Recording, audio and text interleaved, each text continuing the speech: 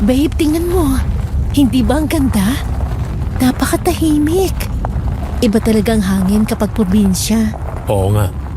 Ang ganda, pero ang layo. Yung jeep pakiramdam ko, magkakalas-kalas na sa sobrang lubak ng daan. Oo nga eh. Nahihilo na nga ako sa sobrang likot ng jeep, babe. Pero babe, masaya ako na pumayag ka na dito na manirahan. Sobrang nakakapagod na rin kasi sa Maynila. Polusyon pa lang. Magkakasakit na tayo. Hindi rin naman umuunlad ang buhay natin doon. At least dito, tahimik, walang traffic, at higit sa lahat, hindi na natin kailangan pang maging employed. Ang sabi ng Tito Lito, mura lang daw niya ibibenta sa atin yung lupain. Pwede tayong mag-alaga ng hayop doon. Ano ka ba, babe? Naiintindihan naman kita. Alam ko na ang gusto mo ay sa tahimik na lugar. Yun din naman ang gusto ko eh, lalo na't kasama ka. Yun nga lang, hindi ako sanay. Alam mo naman sa Maynila ako lumaki. Kahit maraming tao doon, may kanya-kanya naman silang mundo at hindi ko kailangan makisama sa lahat. Ang hiling ko lang sana, huwag mo akong madaliin na masanay lalo na sa pakikisama sa pamilya mo. Oo naman babe, naiintindihan ko yan. Salamat. Nandito na yata tayo. Eto na nga. O tara, daan-daan ang pagbaba ah. Welcome sa probinsya babe. Alam kong mag-e-enjoy tayong manirahan dito. Mukha nga. Dito ka ba ipinanganak, babe? Hindi. Actually, ngayon lang din ako tumungtong dito. Laking Maynila din naman kasi ako eh. Pero sa mga angkan namin, parents ko lang na malagi sa Maynila. Ang mga tiyuhin ko, lahat sila nandito. Bakit hindi mo malang sila inimbita nung kasal natin? Inimbita ko naman sila pero ang sabi ni Tito Lito, hindi raw talaga sila makakadalo. Mukhang natapat sa binyag daw ng anak niya. Anong ginagawa niyo riyan? Mga iyot iya. Magandang araw po. Pupunta po kami sa baryo ng tiyuhin ko. Tama nga po ba na ito ang daan papunta doon? Daan nga yan. Pero sigurado ba kayong dyan ang punta ninyo? Ang lahat na pumapasok dyan, hindi na nakababalik pa. Po? Babe, ano daw? Tama ba pagkakarinig ko? Hindi na rin nakakabalik? Manong, huwag naman po kayong manakot. Kararating lang po namin eh. Galing pa po kami sa Maynila. Hindi ako nananakot. Kung hindi nababalitang patay na, may nawawala naman sa sarili ang mga taong pumapasok sa tagong baryo na yan. Binabalaan ko lamang kayo. Kung ayaw ninyo makinig, nasa sa inyo na yan. Hindi naman ho sa Ay ganon. naku, hindi na naman makikinig. Sino pang nakikinig? Mga taong pasaway talaga kahit sino. Ay siya, bahala kayo. Pumasok kayo riyan kung gusto ninyo. Binalaan ko na kayo. Nasa sa inyo kung hindi kayo makinig. Ay, makaalis na nga. Nakakapagod magsabi sa mga saradong utak. Sino yon? Miguel, nakakatakot naman siya. Hayaan mo na yun, babe. Para namang wala sa katinuan yung matanda na yun eh. Hayaan mo na. Tara na. Baka hinihintay na tayo ni Tito Lito.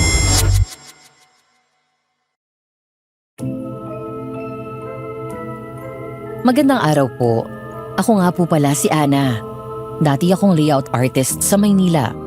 Ngunit matapos ang kasal namin ni Miguel, ay nagpasya kaming manirahan sa probinsya. Isa po kasi siyang agriculturist. At bilang asawa niya, gusto kong suportahan ang kanyang pangarap. Kaya nagbitiw ako sa aking trabaho at sumama sa kanya. Dala ang pag-asang doon kami makakapagsimula ng pamilya. Naalala ko pa nung una kaming maglakad ni Miguel, pasa ng mabibigat naming bagahe habang tinatahak ang mabatong kalsada papasok sa baryong yon. Ramdam ko ang bigat ng hangin noon. Malamig. Ngunit may kakaibang lagkit na parang kumakapit sa balat. Tahimik ang paligid. Masyadong tahimik. Ang tanging bumabasag sa katahimikan ay ang hampas ng hangin sa mga dahon. Habang umuusad kami, unti-unting nag-iba ang paligid. Ang mga bahay na nadaanan namin ay luma na. Karamihan gawa sa kahoy. May mga dingding na kupas at mga bubong na halos bumigay na. May ilang bintanang nakabukas, ngunit wala ni isa mang sumilip o kumaway. Para bang may mga matang nagmamasid mula sa dilim. Nakasilip, ngunit ayaw magpakita. Hindi ko malilimutan ang pakiramdam noon. Para bang may kung anong nakatitig sa amin. Nakabantay. Lalo pa akong kinabahan nang biglang humina ang ihip ng hangin. At sa ilang sandali, wala na akong narinig kundi ang tunog ng sarili kong paghinga. Nang tumingin ako kay Miguel, nakita ko ang seryoso niyang mukha. Ngunit halata rin ang tensyon sa kanyang mga mata. Para bang pareho naming dama na may kakaibang nakatago sa baryong yon. Naghihintay lang na lumantad. Ngunit sa kabila ng lahat ng yon, isinantabi ko ang kaba. Noon, naniwala akong mas mahalaga ang pangarap naming magsimula ng bagong buhay. At dito na nga nagsimula ang kwento ko. Ang kwento ng baryo ng mga aswang.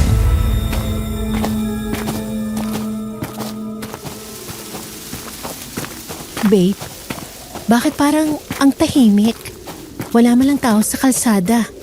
At saka maliwanag pa naman pero parang lahat nasa loob na ng bahay. Oo nga. Pero siguro nasa eskwela ng mga bata. At, teka, ayan. Narinig ka nila siguro, babe. Naglalabasa na sila, oh.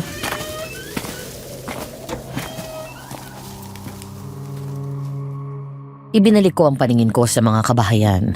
At doon ko nakita na unti-unting may mga taong lumalabas mula sa kanilang mga bahay. Unay iilan lang ang nakatayo sa may pintuan. Pero habang papalapit kami sa sentro, dumarami na sila. Tahimik lang silang lahat. Nakatitig sa amin ni Miguel. Wala silang imik. Wala rin kahit anong ekspresyon sa mga mukha. Hindi sila mukhang masaya o galit. Para lang silang walang laman, walang iniisip. Blanko ang mga mata nila. At sa bawat tingin, lalo akong nakaramdam ng bigat sa lugar na yun.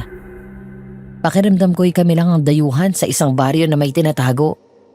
Nang mga oras na yon, nagsisimula na akong kabahan kung tama ba ang desisyon naming tumira doon.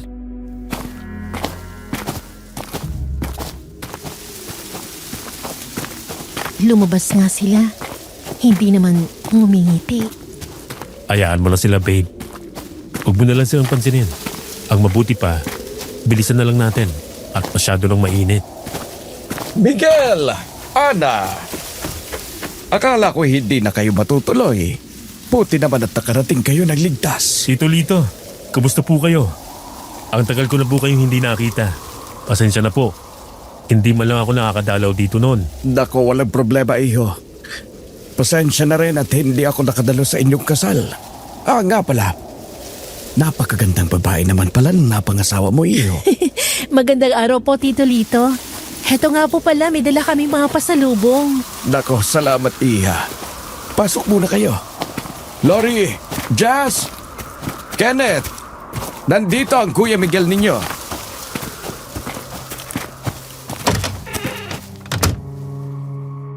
Sa pagpasok namin sa bahay ni Tito Lito, pakiramdam ko'y pumasok kami sa ibang mundo.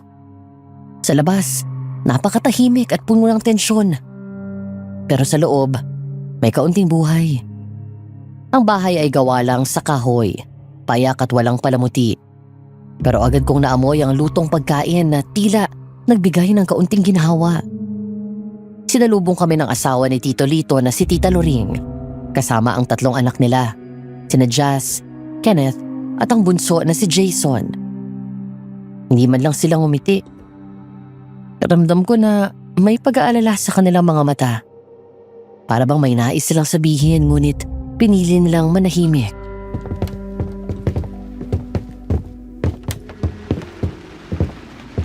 O tara, umupo muna kayo at kumain.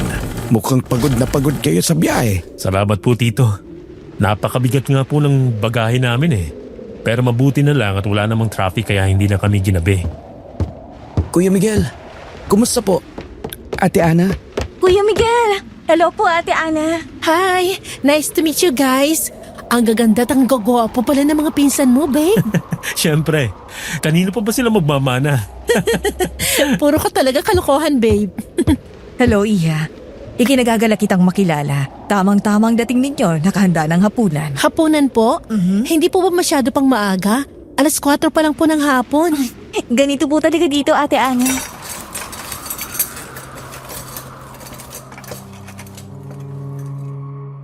Habang kumakain kami ng simpleng hapunan, unti-unti akong nakaramdam ng ginhawa.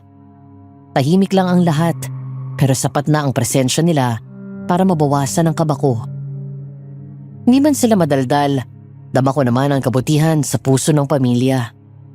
Pero habang tumatagal, napansin ko rin na kakaiba ang ugali nila. Tahimik sila, oo. Pero may mga tingin sila na parang may gustong ipahiwatig. Mga matang hindi mo agad mabasa, na para bang may nakatago silang hindi masabi.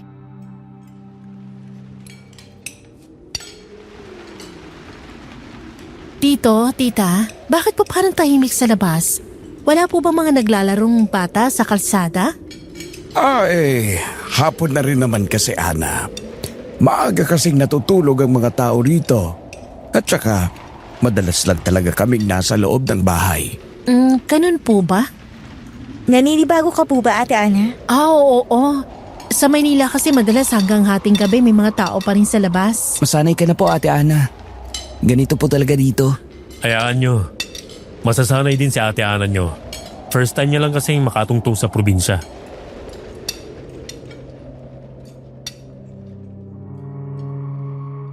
Pero sa loob-loob ko, may kakaiba kong nadama. Di ko maipaliwanag kung bakit, pero parang may mali.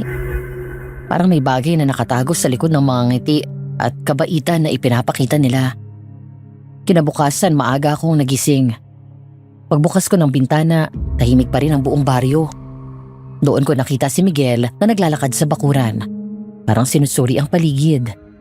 Lumabas ako at agad ko siyang sinalubong.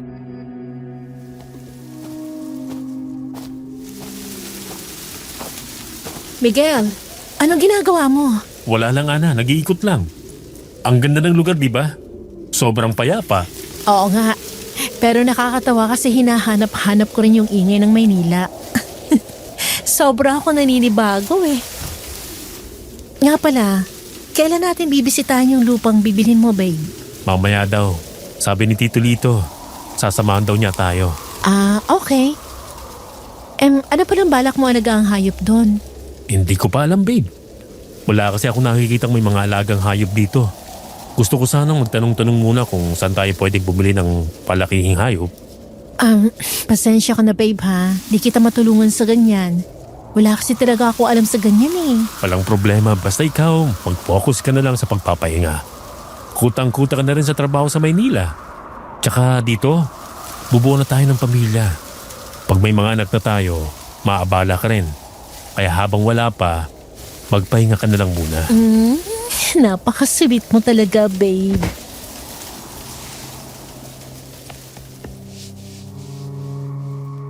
Nung umagang yon, nagpasya na lang kaming maglakad-lakad sa paligid. Habang naglalakad kami, napansin ko ang isang matandang babae na nakaupo sa isang silya. Nakasuot siya ng luma at kupas na damit. Diretso siyang nakatingin sa akin at ang mga mata niya ay parang walang buhay. Para talaga siyang isang manika na iniwan sa labas. Sinubukan kong ituro siya kay Miguel pero agad niya akong pinaiwas ng tingin. Doon ko lang napansin na parang pinipilit ni Miguel na umiwas sa pakikipag-usap sa mga tao sa baryo.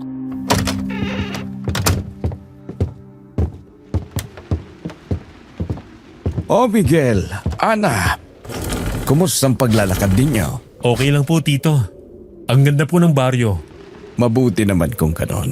Nga pala, gusto niyo bang makita ang lupaing bibilhin ninyo? Opo, Tito. Kung hindi po kayo masyadong busy, baka pwede na po nating puntahan.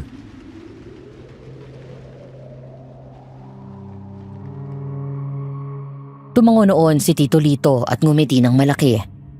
Kitang-kita ko ang pag-asa sa mga ngiti ni Miguel. Para bang naroon na ang simula ng pangarap niya. Ng pangarap naming dalawa. Sumunod kami kay Tito Lito at naglakad sa kalsadang napapalibutan ng matataas na damo. Naalala ko pa kung paano tumatama ang araw sa mga dahon at kung paano kumikislap ang liwanag sa bawat galaw ng hangin. Maganda ang tanawin. Pero habang papalayo kami sa baryo, unti-unting lumamig ang simoy ng hangin. At kahit tirik ang araw, gumapang sa balat ko ang lamig na yon. Isang lamig na hanggang ngayon, dala ko pa rin sa alaala.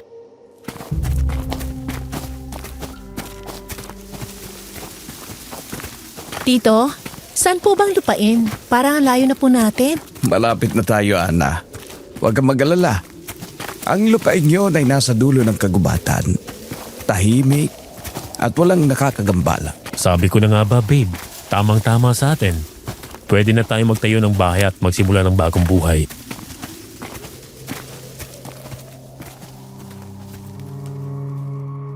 Ngumiti ako kay Miguel. Kahit paano'y nabawasan ang kaba ko sa sinabi niya. Pero habang nagpapatuloy kami sa paglalakad, nakarinig ako ng kakaibang tunog. Hindi ko maipaliwanag kung ano. Para bang may bumubulong? Hindi ko maintindihan ang mga salita pero malinaw sa akin na nagmumula yon mula sa malayo.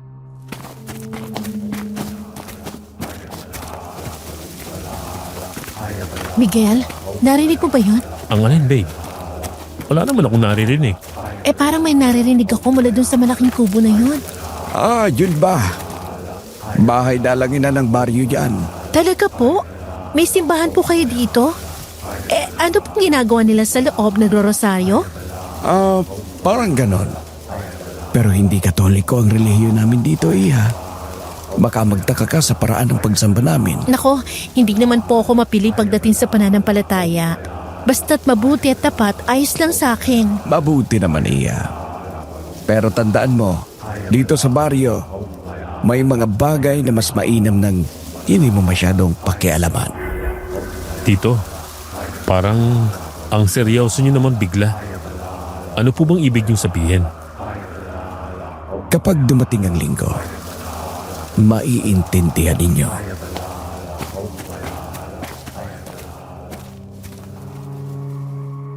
Bumalik ulit ako sa paglalakad pero mas lumakas ang bulong na narinig ko.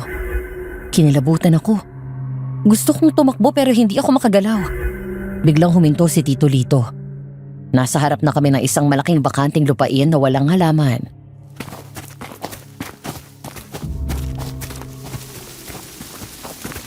Andito na tayo, Miguel.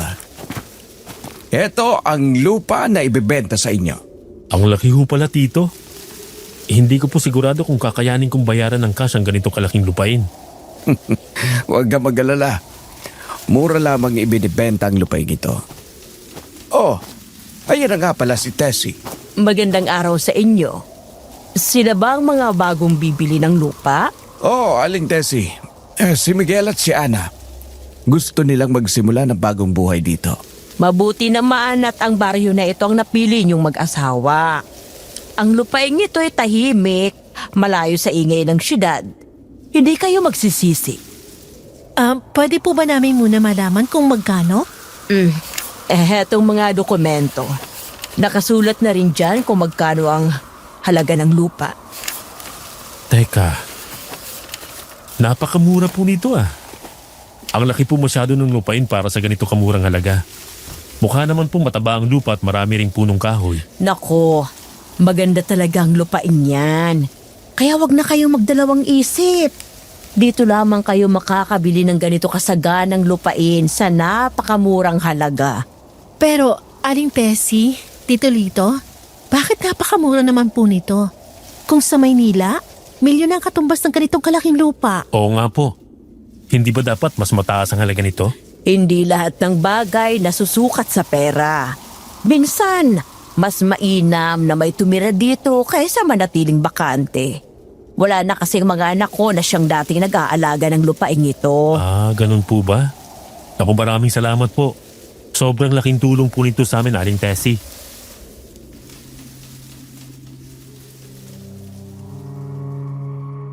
Mabilis ang mga pangyayari noong araw na yon. Tahimik lang akong nasa tabi ni Miguel habang inaasikaso niya ang papeles. Pagkatapos ng ilang saglit, pumirma na siya ng titulo. Aaminin ko, hindi ako mapakali noon. Pakiramdam ko masyadong mabilis ang lahat at parang hindi man lang namin napag-isipan ng mabuti ang desisyon. Maganda ang alok, oo. Pero dahil nga napakaganda, hindi ko maiwasang magduda. Nang tumingin ako kay Miguel, nakita ko ang saya at pag-asa sa kanyang mga mata. Kitang-kita ko kung gaano niya kagusto ang pagkakataong yun. Kaya kahit may kaba ako sa dibdib, hindi ko na lang siya pinigilan. Makalipas ang ilang araw, mas lalo lang akong nanibago sa baryo. Tahimik ang lahat at abala ang mga tao sa kani-kanilang gawain. Ngunit kahit anong pilit kong makisama, di ko maiwasang mapansin ang mga kakaibang pangyayari. Sa gabi habang natutulog ako, may naririnig akong mga tunog sa bubong. Parang may naglalakad. Minsan pa nga parang may boses na tumatawag sa akin mula sa labas ng bahay. Hindi ko malaman kung imahinasyon ko lang ba o may ibang dahilan. At nang sumapit ang linggo, lalo ba akong nagtaka. Napansin ko kasing biglang nawawala ang mga tao. Kahit napakaliwanag ng araw, wala kang makikitang lumalabas. Wala sa kalsada, wala sa bakuran. Parang naglaho silang lahat.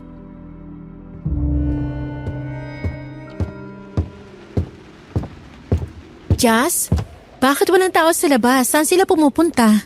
Sa pagtitipon po, Ate Ana, para magpasalamat sa aming mga biyaya. Ah, ganun ba?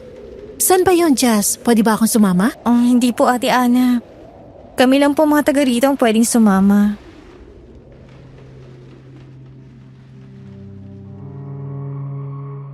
Napatigil ako sa narinig kong sinabi ni Jazz. Noon ko lang nakita ang ganoong kaseryoso ang kanyang mukha. Bata siya, oo. Pero para bang alam niyang hindi dapat ako makisali. May bigat ang bawat salita niya. At ramdam kong hindi yon basta utos, kundi isang babala.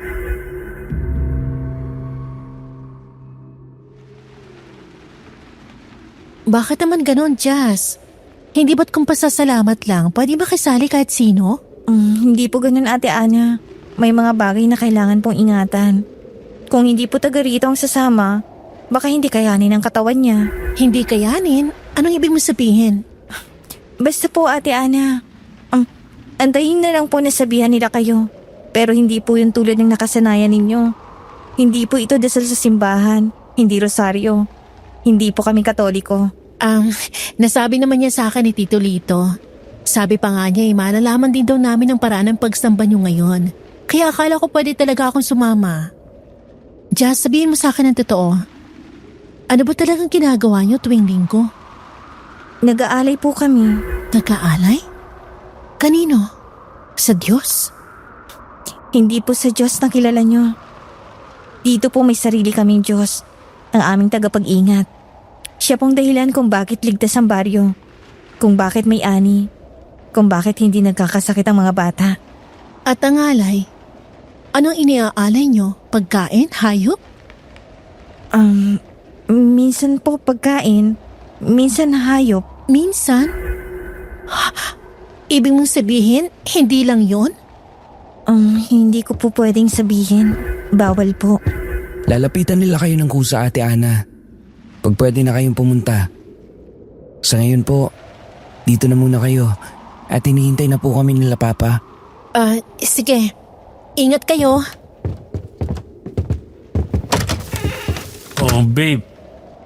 Saan sila pupunta? Madaling araw pa lang ah. Ay, sasamba daw sila, babe. Ang aga naman.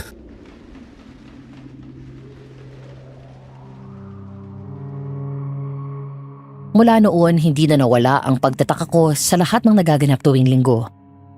Ilang beses kong sinubukan na sumunod sa kanila. Pero para bang alam nila ang binabala ko. Bago pa man sila umalis, agad nila akong binabalaan at pinipigilan. Hanggang sa dumating ang isang linggo na lalo akong kinabahan. Pagbalik nila, hindi na nila kasama si Ken. Wala akong narinig na paliwanag mula sa kanila. At sumunod na gabi bigla na lang siyang lumitaw muli. Pero hindi na siya ang Ken na nakilala ko. Maputla ang balat niya at ang mga mata niya ay kakaiba. Parang walang buhay.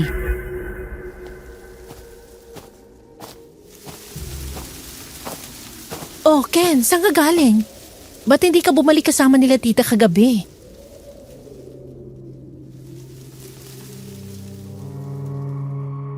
Napatigil si Ken sa paglalakad. Para bang biglang huminto ang oras sa paligid niya. Hindi siya sumagot. Nakatingin lang siya sa malayo. Doon ko napansin na nanginginig ang mga kamay niya. Mahigpit ang pagkakakuyom nito at para bang pinipigilan niyang huwag lumuha.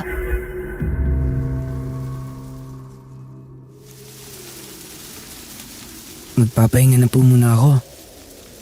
Ken, okay ka lang ba? Anong nangyari? Hindi ka sumagot sa tanong ko, nag-aalala ako sa'yo.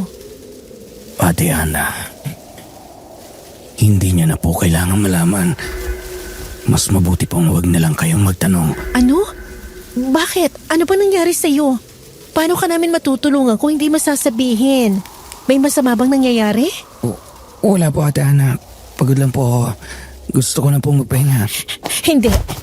May tinatago kayo, Ken. Please, sabihin mo sa akin. Anong nangyayari sa baryong ito? Hindi. Hindi na po yun importante. Kailangan ko na po magpahinga. Sige na po. Bitiwan niyo na po ako. Ana, ano ba? Huwag mo na siyang kulitin. Kita mo naman, pagod na siya. Halika na, pumasok na tayo. Miguel, hindi ka ba nagtataka sa mga nangyayari? Hindi lang siya pagod. May mali sa kanya. Bakit ka ganyan? Ba't parang ayaw mo makita kung anong nangyayari? Ana, naninibago ka lang talaga. Lahat ng nakikita mo, binibigyan mo ng mali siya. Nagmamadali ka. Yung mga tao, maaga lang natutulog. Si Ken, pagod lang. Yung mga naririnig mo sa gabi, baka hayop lang yon. Hayop? Miguel, hindi ako tanga. Alam kong may kakaiba dito. Babe naman, ano bang gusto mong sabihin ko? Na totoong may kakaiba? Ano, may multo? May aswang? Tinatakot mo lang ang sarili mo. Ewan ko sa'yo, Miguel. Basta ako habang tumatagal, lalo ako hindi mapalagay kasamang pamilya mo. Eto na naman tayo eh. Alam mo, ikaw ang may problema. Aminin mo nga. Ayaw mo talagang sumama dito, di ba? Napilitan ka lang dahil sa akin. Paano kung sabihin kong oo? Ayan, lumabas din ang totoo. Pinag-iisipan mo ng masama ang pamilya ko. Pati itong baryo, tinadamay mo pa. Dahil lang ayaw mong manirahan dito sa probinsya.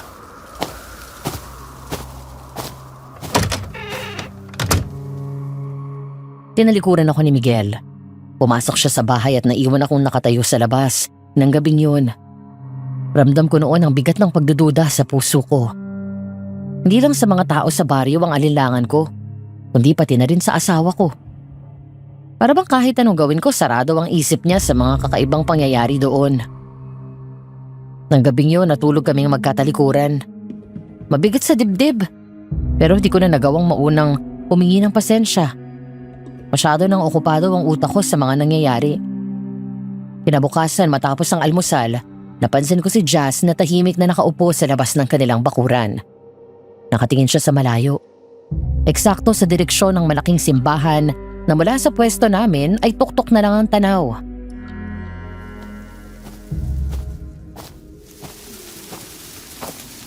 Jazz, okay ka lang ba?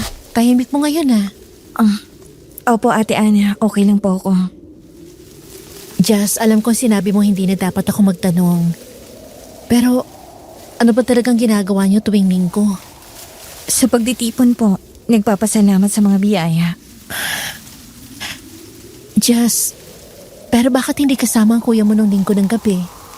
At kagabi, bumalik siya na parang nangihina ang katawan.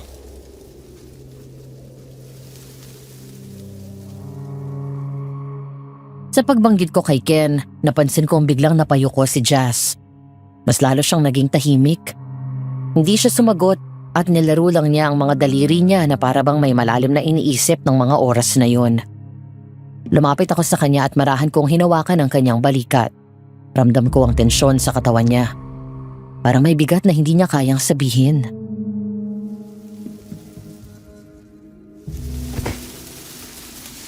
Jazz, alam ko hindi mo pwedeng sabihin pero nag-aalala lang ako sa inyo. Ate Ana, sana po katulad na lang ako ninyo. Taga-syudad. Ha? Bakit naman? Kasi po, pag taga-syudad ka, hindi ka kailangan maging bahagi ng ganitong mga tradisyon. Hindi mo kailangan isakripisyo ang sarili mo para lang mabuhay. Ano ibig mo sabihin? Ang ganda po ng syudad, di ba? Maraming ilaw, maraming tao. Hindi ka makakaramdam ng ganitong kalungkutan. Sana po maranasan ko din yon. Kung pwede lang akong umalis dito. Jazz, kung may nangyayaring masama sa'yo, sabihin mo sa akin. Baka kaya kitang tulungan. Pwede rin kitang dalhin sa Maynila kung gusto mong magbakasyon, di ba? Hindi po pwede, Ate Ana. Dito po kami nakatali.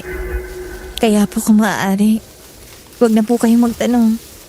Mas masasaktan lang po kayo sa mga malalaman nyo.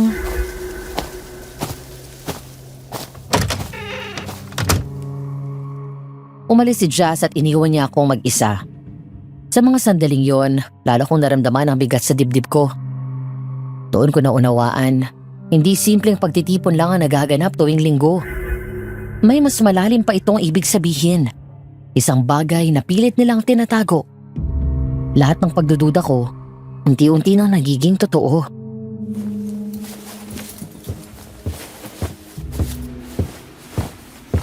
Ana, Iha, Tita Lori, bakit po? May kailangan po ba kayo? pwede ka bang makitulong sa kusina? Magluluto kasi ako ng pananghalian. Opo, tita. Sige po.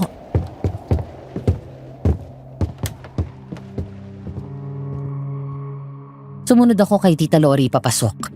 Tahimik ang kusina at ang tanging naririnig ko ay ang tunog ng kutsilyong humahampas sa chopping board habang hinihiwa niya ang mga gulay. Napansin ko na nanginginig ang mga kamay niya at paminsan-minsan ay bumubuntong hininga siya ng malalim. Para bang may dinadala siyang bigat na hindi niya masabi.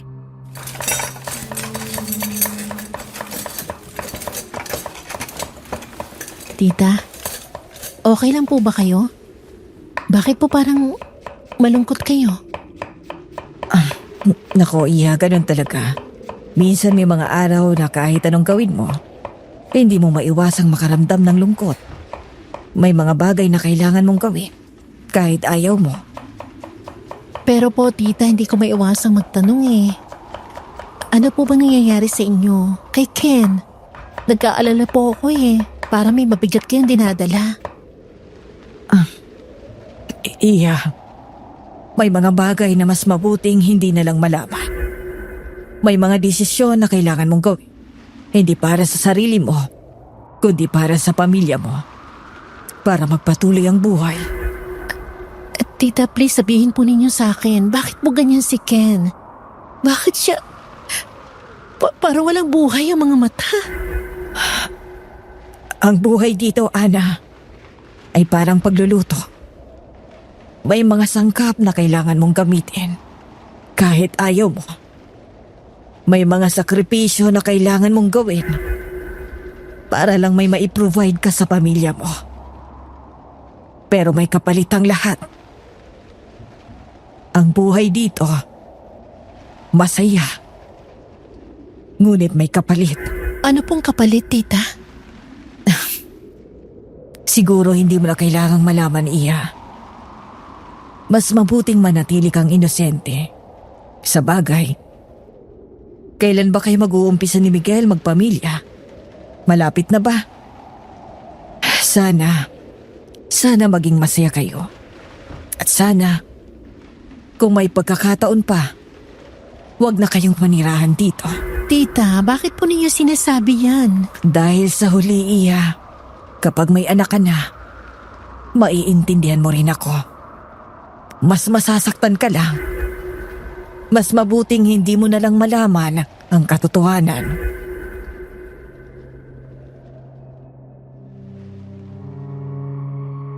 Sa mga huling salita ni Tita Lori, halos bumigay ang katawan ko.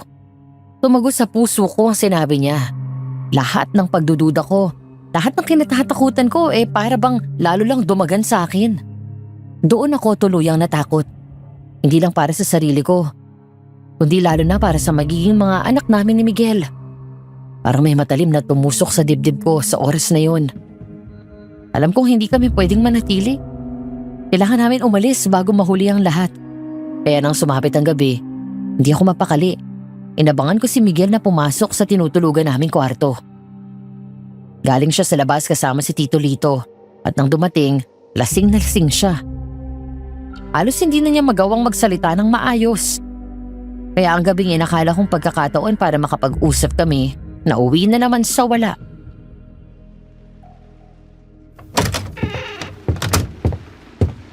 Tito? Oh God! Ano pong nangyari kay Miguel? Bakit lasing na lasing po siya? Pasensya ka na, Ana. Nagising ka pa yata namin. Ano po bang nangyari sa kanya, Tito?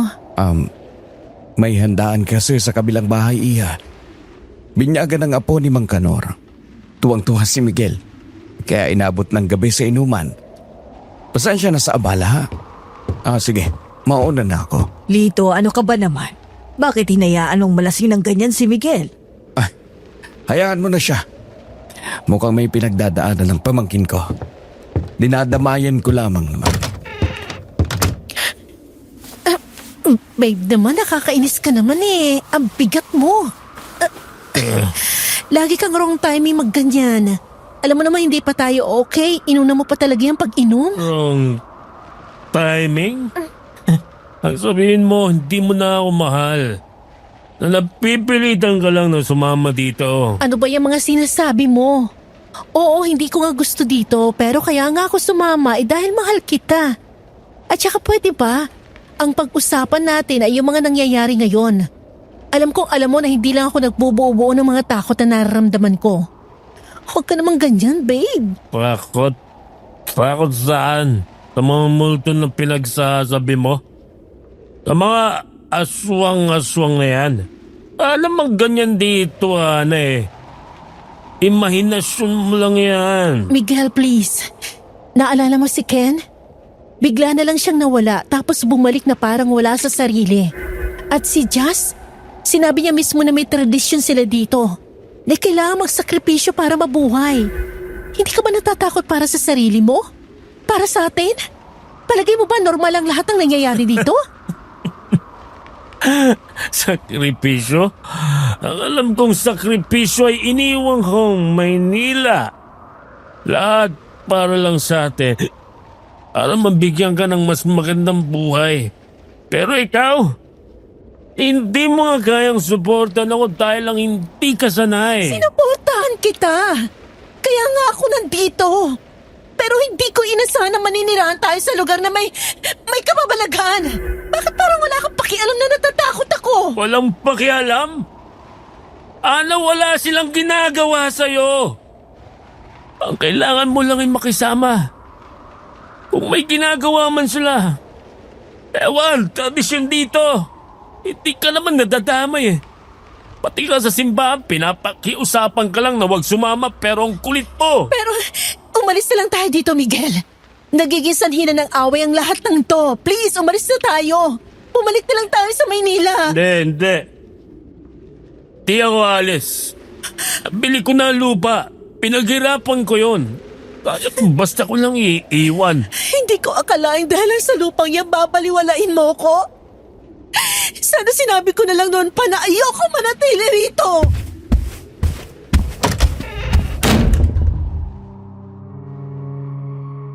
Sa mga oras na yon, nanlumo talaga ako. Ang Miguel na kilala ko ay nasa harapan ko. Pero ang mga salita niya, di ko na makilala. Ang dating pangarap namin ay unti-unti nang nagiging bangungot. Doon ko napagtanto na ako na lang ang malinaw ang isip sa lahat ng ito. Kaya ng gabing yun, nagpasya akong patunayan na may mali sa baryo. Kailangan kong makita mismo ang katotohanan at makahanap ng taong makatutulong sa akin para maintindihan ang nangyayari. Kaya habang mahimbing na natutulog si Miguel, tahimik kong inihanda ang mga susunod kong hakbang.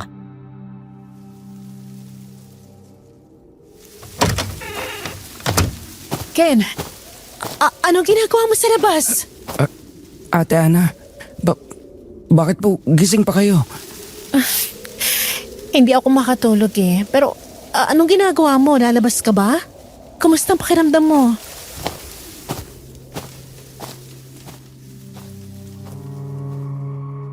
Hindi sumagot si Ken.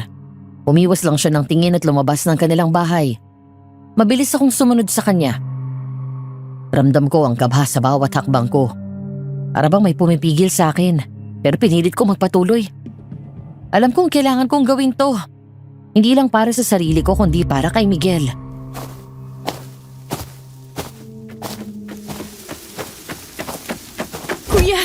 Kuya, please, wag. Pigilan mo sarili mo, kuya, please. Bitaw! Jazz, ano ba nangyayari? Kailangan natin pigilan siya. Ate Ana, hindi na ni kuya mapigilan ang sarili niya. Anong gagawin ko? Jazz, anak, anong nangyayari dito? Ma, si kuya. Lumabas si kuya. Ano? Oh, Diyos ko, ang anak ko. Sandali, kailangan ko siyang pigilan. Dali-dali kaming sumunod kay Ken. Pero sa pagitan ng mga halaman, bigla siyang huminto at lumiko. Napadaan kami sa may kulungan ng baboy. At doon, bigla na lang siyang nagwala. Sinimulan niyang habulin ng baboy na para bang wala na siya sa sarili.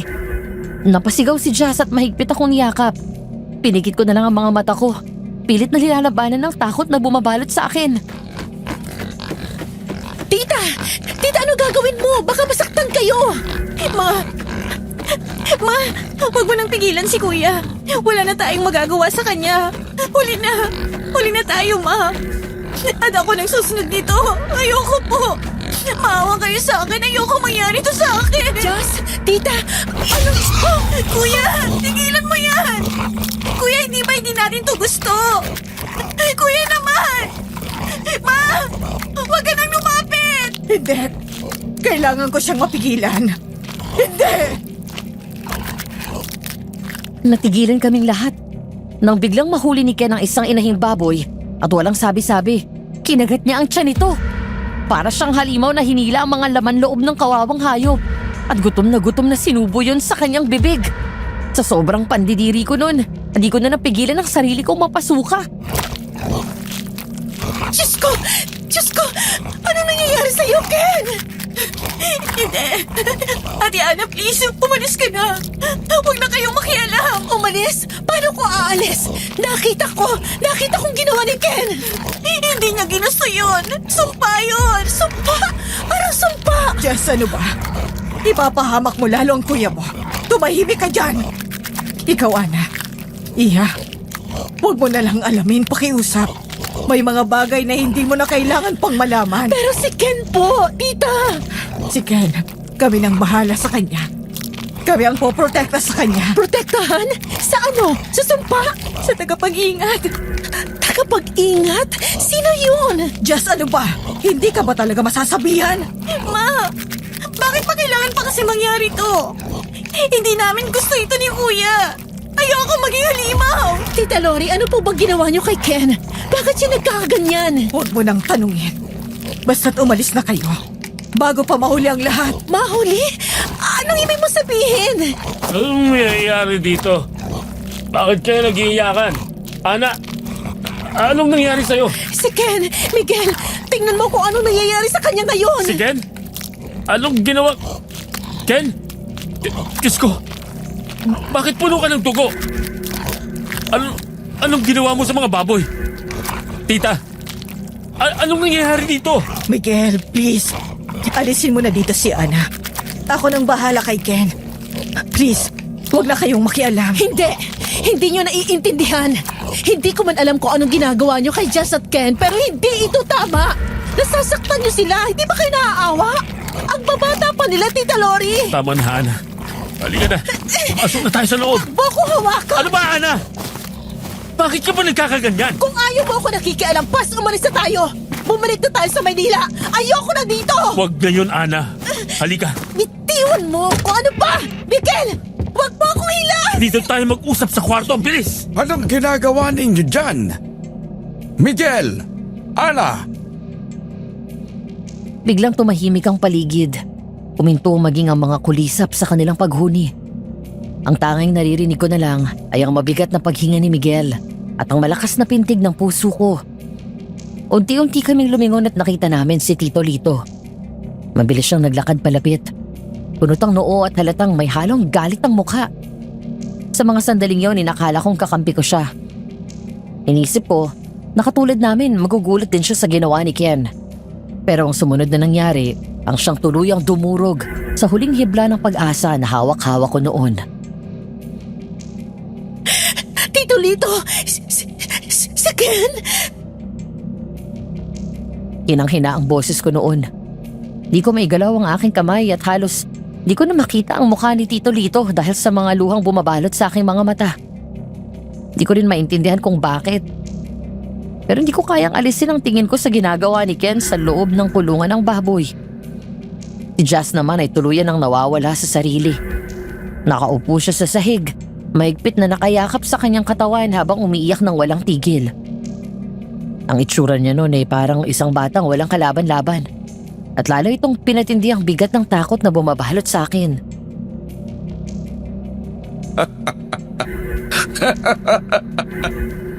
Sa wakas! Tito,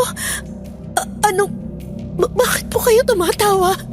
Dahil dumating na rin ang oras, Iha.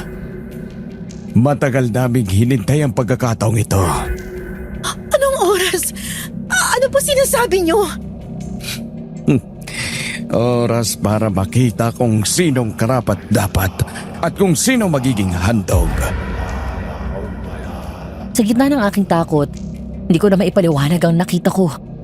Sa isang iglap, para siyang hayop na nagtagumpay matapos lamunin ng sariling biktima. Napalingon ako kay Jazz. Umaasang makakita ng pag-uunawa o kahit bahagyang pag-asa sa kanyang mukha. Pero ang bumungad sa akin ay mas masakit pa kaysa sa takot ko. Nakita ko ang mga luha sa kanyang mga mata, pero hindi siya tumingin sa akin. Sa halip, sa kanya nakatuon ang tingin niya. Kay Tito Lito. At sa mga sandaling yun, malinaw kong nabasa sa mukha ni Jazz ang sakit at lungkot ng isang taong matagal nang may alam. Pero pinili na lamang tanggapin kung ano man ang kapalit.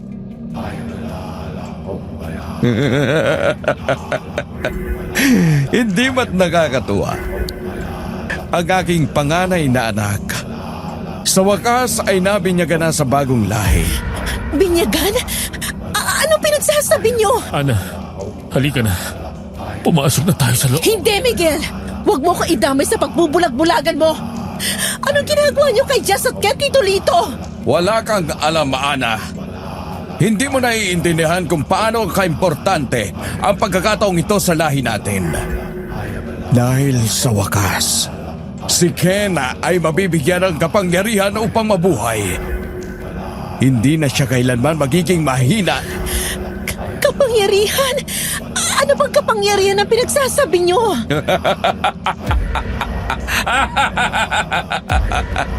Ang kapangyarihan ng lahi na nag-aalaga sa lugar na ito. Ang kapangyarihan na pinamana ng ating mga ninuno. Ang kapangyarihan na magbibigay sa amin ng kakayahang kumain ng hindi nangihina. Ang kapangyarihan na magbibigay ng lakas upang mabuhay sa gitna ng kadiliman. Hindi totoo yan! Nababaliw na kayo! Ang ganda ng pananaw mo, Iha. Pero hindi sapat ang pananaw dito. Kung gusto mong mabuhay, kailangan mong maging katulad namin. Kailangan mo maging aswang! At sa tamang oras, darating din ang punto na maiintindihan niyo kami. Bakit? Bakit ginagawa niyo yan? Tito, anong sinasabi niyong aswang? Magtatanong ka pa ba, Iho? Halata naman na, hindi ba? Lahi tayo ng mga aswang. Ang pamilya mo, ang pamilya namin, lahat kami. Ang mga magulang mo, ang mga lolo't lola mo, sila ang pinanggalingan natin. At ngayon, bumabalik ka na sa iyong pinagmulan. Hindi ka na kailangang magtago sa liwanag ng araw. Hindi ka na magiging mahina. Dahil sa wakas, mabibinyagan ka na rin. Habang nagsasalita si Tito Lito, nakita ko ang mga mata ni Miguel na nanlaki sa gulat. Para bang hindi siya makapaniwala sa naririnig niya. Tumingin siya sa akin at sa mga sandaling yon, ramdam ko ang malamig na takot na gumapang sa buo kong katawan. Parang may sasabog na hindi ko kayang pigilan. Miguel, totoo bang sinasabi niya? Ano ba talaga kayo? Ana, pasensya ka na. Hindi ko rin alam. Hindi mo alam? Paano mo hindi malalaman? Bakit? Sinabi ni Papa sa akin noon na may lahi raw kami nakakaiba. Sabi niya may tinatago raw kami pero hindi niya sinabi na ganito. Akala ko simpleng tradisyon lang. Tradisyon? Miguel, walang tradisyon na ipinapahamak ang pamilya. Tingnan mo si Ken. Anong ginawa nila sa kanya? Hindi ba't nakakatuwa? Sa wakas, Miguel, malalaman mo na rin na ikaw ay bahagi ng isang malakas na lahi. At sa oras na mabinyagan ka kagaya ni Ken, hindi ka na magiging mahina. Hindi! Hindi ako naniniwala sa inyo! Mga nagpapaliw na kayo! Mga nagsisiraan na kayo ng ulo! Miguel, ano? Naniniwala ka ba talaga sa mga yan? Hindi. Hindi ito kasinungalingan, Ana. Ito ang katotohanan. At gaya ng lahat ng mga napapadpad dito, hindi na kayo makakaalis pa. At ikaw, Iya, sa tamang panahon, malalaman mo kung gaano kakahalaga sa lahi namin. Dahil ikaw ang magiging susi sa pagpapatuloy ng aming dugo. Susi! Anong ibig niyo sabihin? Ikaw ang magiging ina ng mga magiging anak namin. Ang mga anak mo ay magiging kabahagi ng aming lahi.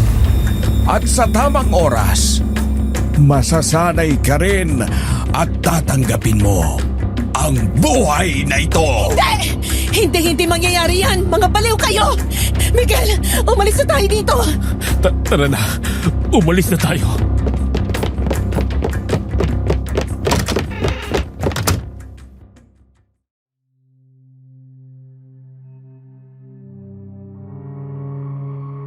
Pinalikurin namin sila at agad akong tumakbo papasok sa kwarto.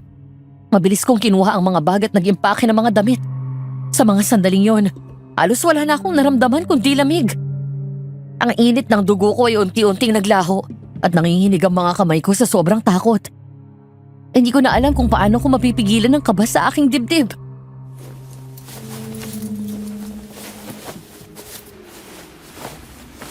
Ana, paano kung totoong sinasabi ni Tito Lito? Paano kung may lahi nga akong ganon? Miguel, hindi totoo yun. Nababaliw na sila. Walang mali sa'yo, naririnig mo? Walang mali sa'yo. Kaya umalis na tayo habang may oras pa. Bumalik na tayo sa Manila. Oo. Umalis na tayo.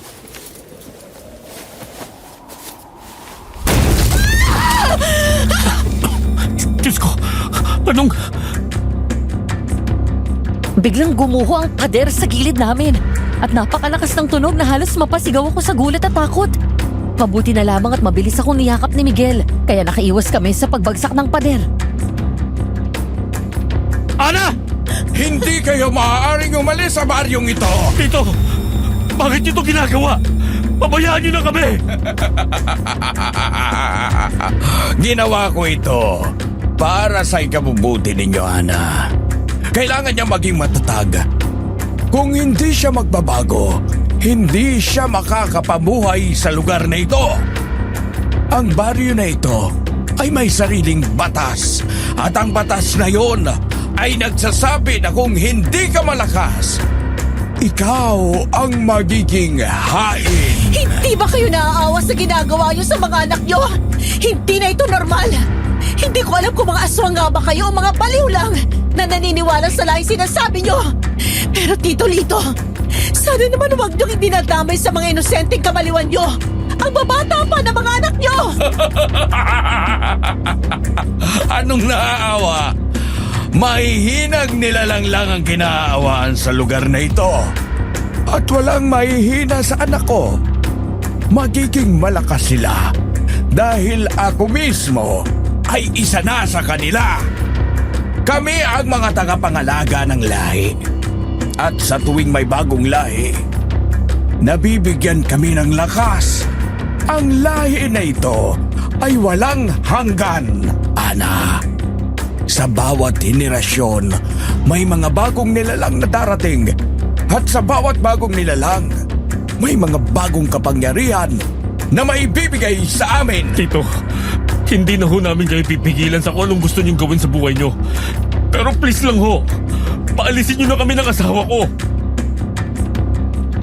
Biglang huminto si Tito Lito sa pagtawa. Ang kanyang mga mata ay biglang nag-iba at naging seryoso. Tinintigan niya kami ng may halong galit. At sa mga sandaling yon, naramdaman ko ang takot na hindi ko pa nararanasan noon.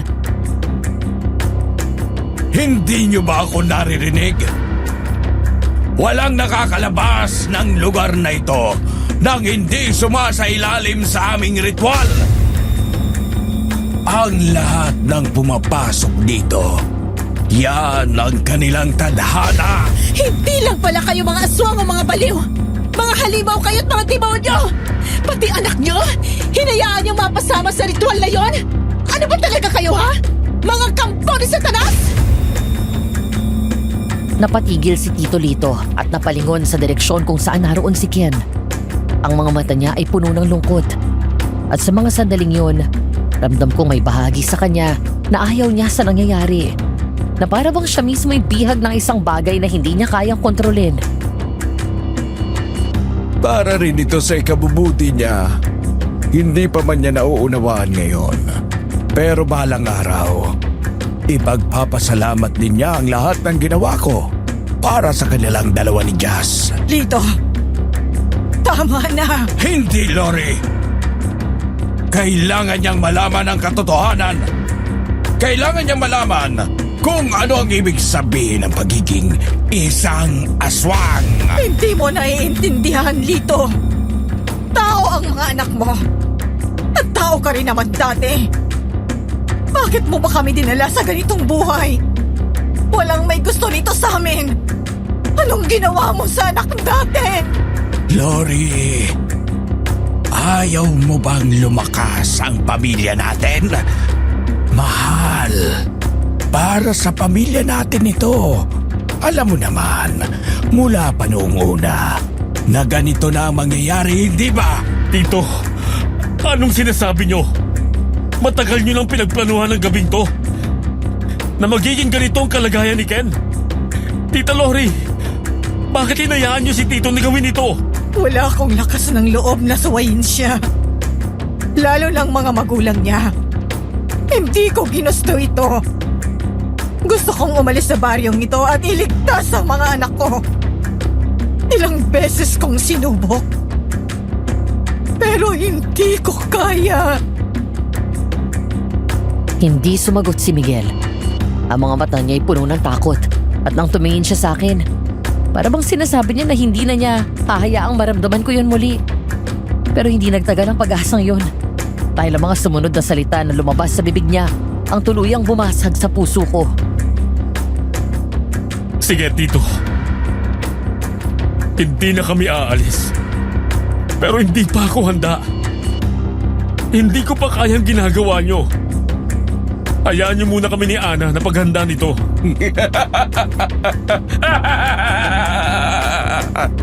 Sinasabi ko na nga ba, makukumbinsi rin kita.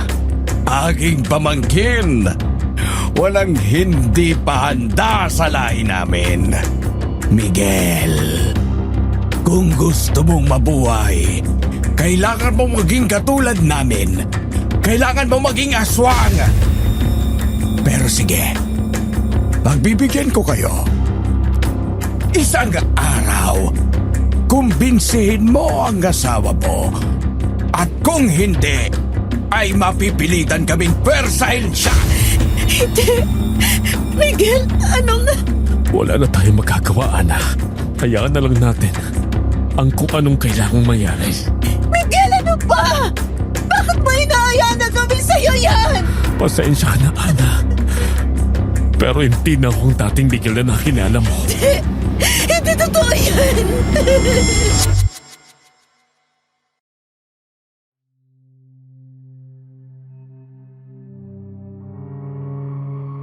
Lumapit sa akin si Miguel. Kita ko sa mga mata niya ang pagmamahal. Pero sa ilalim ng titig na yun, may halong takot. Isang takot na noon ko lang nakita sa kanya.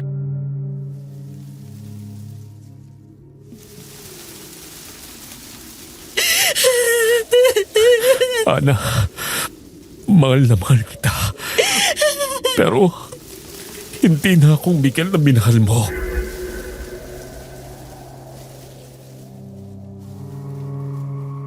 Sa mga sandaling yun, malinaw na sa akin ang lahat. Wala na akong takas. Hindi na ako makakalabas sa baryong ito na puno ng kababalaghan. At higit sa lahat, hindi na ako makakalaya mula sa kamay ng mga aswang. Ang pamilya ni Miguel.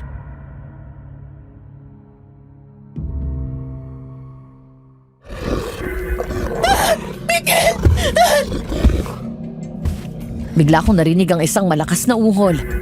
Galing yun sa kulungan ng baboy. Si Ken. Sa wakas, lumabas siya mula roon. Pero ang anyo niya ay hindi na tao. Puno siya ng dugo. Pulang-pula ang mga mata. At ang kanyang bibig ay may mga ipin na parang isa-isang hayop. Mabilis siyang naglakad papunta sa amin. Huwag kang matakot, Ana. Hindi ko niya sasaktan. Dahil pamilya ka na rin namin. Pero sagad na ang takot ko noon para maniwala pa. Sa sobrang panginginig ng katawan ko, nangangatal na ang bibig ko habang walang tigil ang pagtulo ng mga luha. Ang mga sumunod na sandali ay para na akong nasa mabagal na bangungot. Ramdam ko ang bawat takbang ni Ken na papalapit. At ang bawat naluskos ng dahon sa kanyang tinatahak ay dumadagundong sa pandinig ko. Ang amoy ng dugo ay kumahalat sa hangin. At bawat segundo'y lalo akong kinikilabutan. Nakatayo lang ako. Walang magawa. Hindi ko maigalaw ang katawan ko. Nang lingunin ko si Miguel, nakita ko siyang nakatayo lang din sa gilid ko. Hindi siya gumagalaw. Ang mga mata niya ay puno ng sakit at lungkot. Miguel, please! Kuya, tama na! Pigilan mong sarili mo! Hindi ka masama! Please, huwag mong saktan si Ate Ana! Anak! Ken, halika kay Mama. Lilinisan kita, anak. Tama na. Nakikiusap ako sa iyo. Tama na, Ken. May tamang panahon para kay Ate Ana mo. Pero sa ngayon, hayaan mo muna siya. Kailangan muna niyang sumailalim sa ritual. Kung karapat-dapat siya sa ating lahi, maswerte siya. Pero kung hindi, wala na akong magagawa. Ni kahit sino man sa atin, sa mata ng mga taga-baryo, ang mahihina ay pagkain.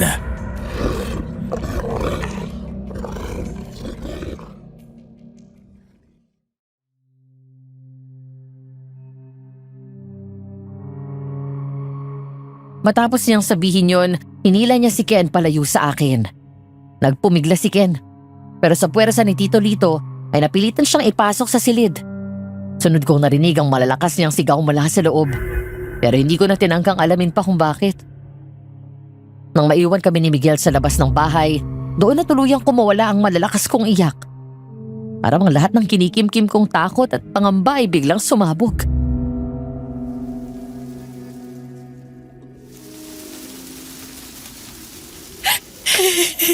Ana, Huwag mo akong hawakan!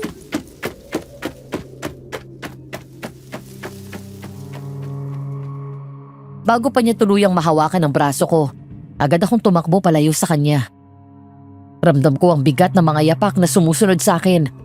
Pero mas binilisan ko pa hanggang sa makarating ako sa isang tagong ilog. Doon ko binuhos ang lahat ng nararamdaman ko. Litong-lito ako noon. Di ko alam kung may kakaibang nangyayari sa baryo. Pero nang marinig at makita ko mismo ang katotohanan, para akong natulala. Bigla akong natakot. At doon ko rin napagtanto na ang inaakala kong handa ako, hindi pala totoo.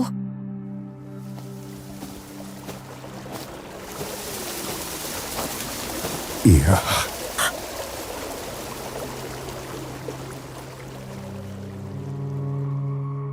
Nagulat ako nang marinig ko ang isang pamilyar na boses. Agad akong lumingon at nakita ko si Mang Arturo. Ang matandang lalaki na unang nagbabala sa amin sa bakuna ng baryo. Nakatayo siya sa likod ko, sa tabi ng malaking bato.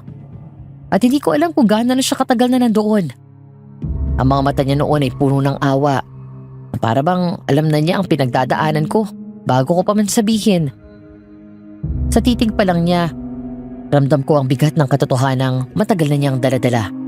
At mas lalo akong kinalabutan sa ideya na tama ang lahat ng babala niya noong una.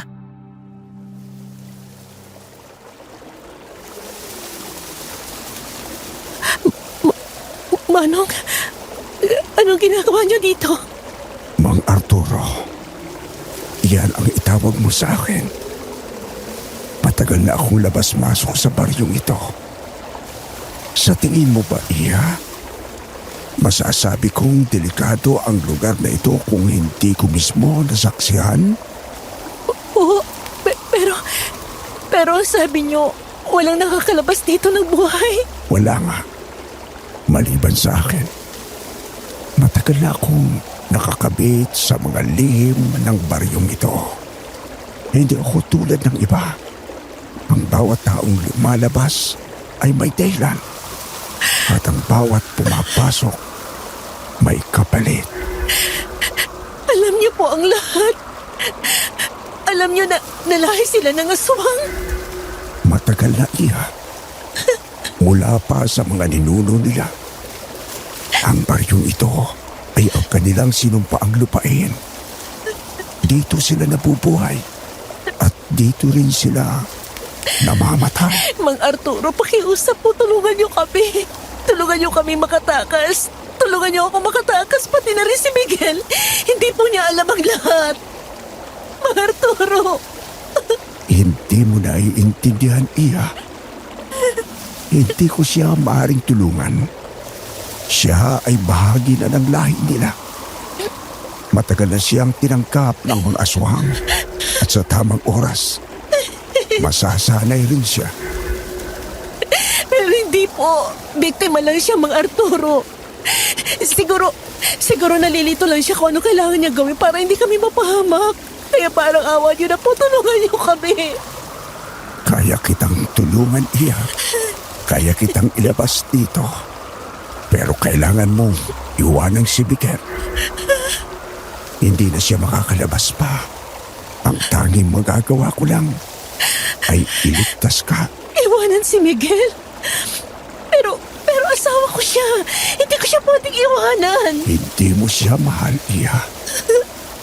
Ang mahal mo ay ang Miguel na kilala mo yun. Hindi ang Miguel na bahagi na ng lahi nila. Ang Miguel na kilala mo noon ay patay na. Hindi.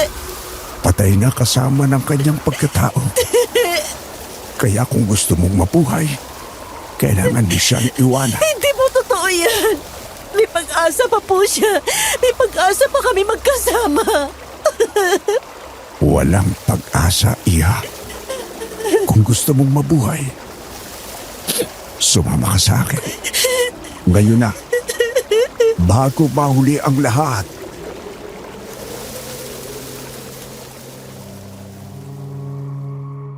Sa mga sandaling yon, ramdam ko ang bigat ng desisyon. Hindi ko alam kung dapat ba akong sumama sa kanya o kung dapat ba akong magtiwala sa isang taong halos hindi ko kilala. Pero sa harap ng takot at kawalan ng pag-asa, alam ko na wala na akong ibang matatakbuhan. Ang iniisip ko lang noon ay paano ako makakaligtas.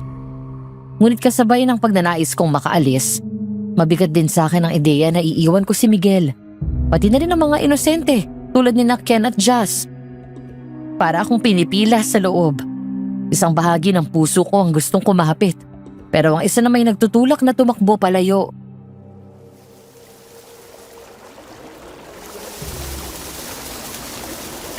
Paano po si Jazz at si Ken? Inosente sila. Hindi sila dapat manatili rito. Yan ang malaking tanong, iya.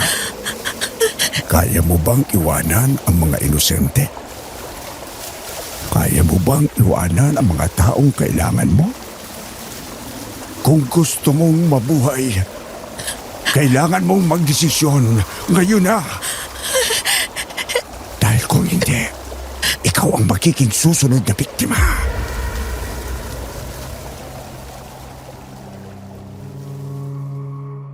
Sa mga sandaling yon, wala na akong nagawa kundi tumango. Tumulo ang mga luha sa aking mga mata. Hindi dahil sa takot, kundi dahil sa sakit na naramdaman ko sa pag-iisip na iiwan ko ang mga taong mahal ko. Ngunit sa tuwing naalala ko kung paano ako ilang beses na sinakta ni Miguel, binaliwala lang para sa masamang lahi ng kanyang pamilya. Tila nawawala rin ang natitirang pagmamahal ko sa kanya.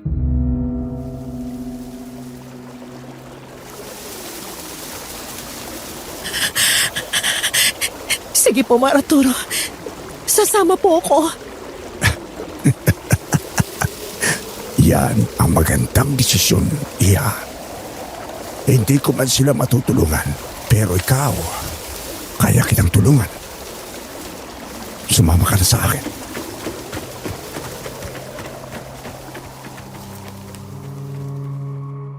Sumama ako kay Mang Arturo. Mabilis kaming tumakbo palayo sa ilog. At sa bawat hakbang namin, pakiramdam ko yung mga anino ang sumusunod sa amin sa kadiliman. Ramdam ko ang bigat sa puso ko sa bawat segundo. At ang mga luha sa aking mata ay parang ulan na bumabagsak sa aking mukha. Ngunit hindi ako sumuko. Patuloy akong tumakbo. Umaasa na sa dulo ng kalsada ay may makikitang liwanag. Isang pag-asa na magbibigay daan sa amin palabas ng kababalaghan ng baryo.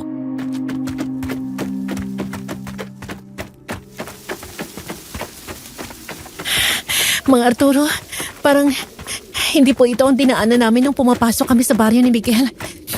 Iba po ito eh. Iba nga, Iha. Ito ang shortcut.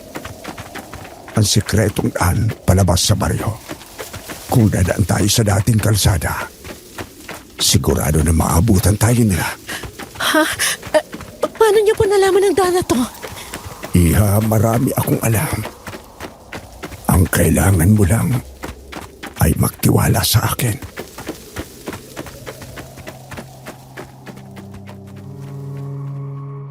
Sa mga sandaling yon, ramdam ko ang kakaibang kaba. Bigla akong napaisip kung paano nalaman ni Mang Arturo na naroon ako sa ilog. Nagkataon lang ba na nandun din siya ng gabing yon?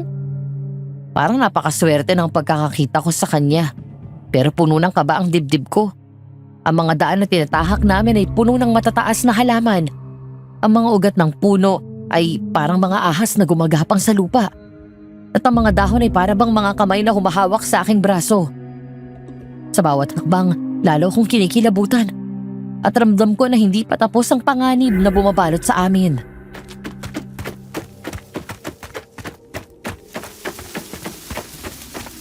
Mang Arturo, malapit na ba tayo? Malapit na, Iha. Makikita mo na ang dulo ng kalsada.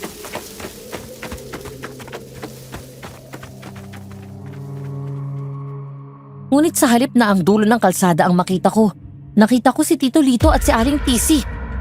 Nakatayo sila sa dulo ng kalsada at ang mga mukha nila ay puno ng ngiti. Ngunit hindi ito ang ngiti ng tuwa. Ang mga ngiting yun ay mapang-asar na nagpapahiwatig ng panganib na paparating. Ha? Tito Lito? Aling Tessie? Bakit kayo nandito? Hindi ka naman nag-iisa na. Hindi ka naman namin hahayaan na mag-isa. Mang Arturo, ano pong nangyayari? Mga aswang po sila. Silang dapat na tinatakasan natin. Akala ko ba walang may alam ng daan na to kundi kayo? Niloloko niyo ba ako, Mang Arturo?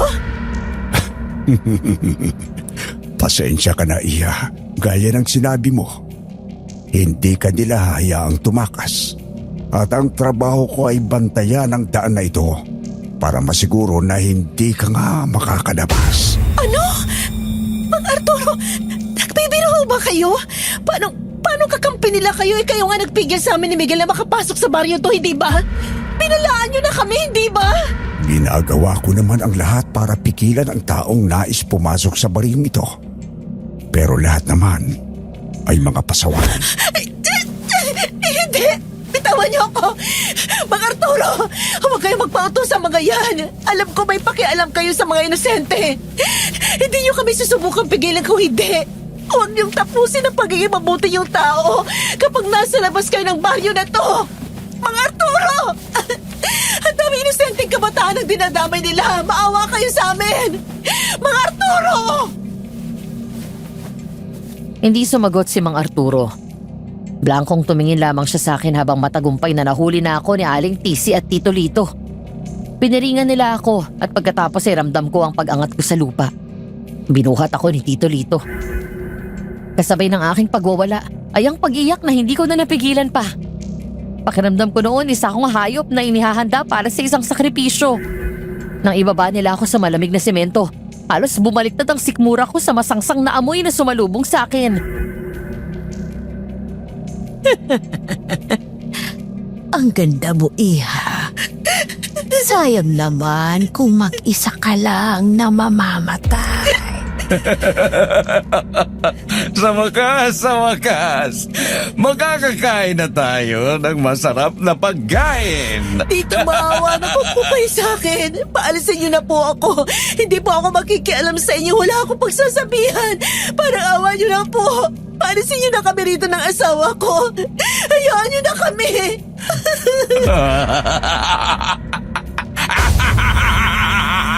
Huwag ka nang umasa na. Si Miguel, mahagi na siya ng lahi namin. Hindi kanya tutulungan. Ngayong gabi, bibinyagan siya ng lahi. At dahil pasaway ka, hindi ka bibigyan ng pagkakataon. Sa madaling salita, ikaw ang magiging alay para sa kanya. Kaya maging ang asawa mo, siya mismo ang unang titikim sa'yo.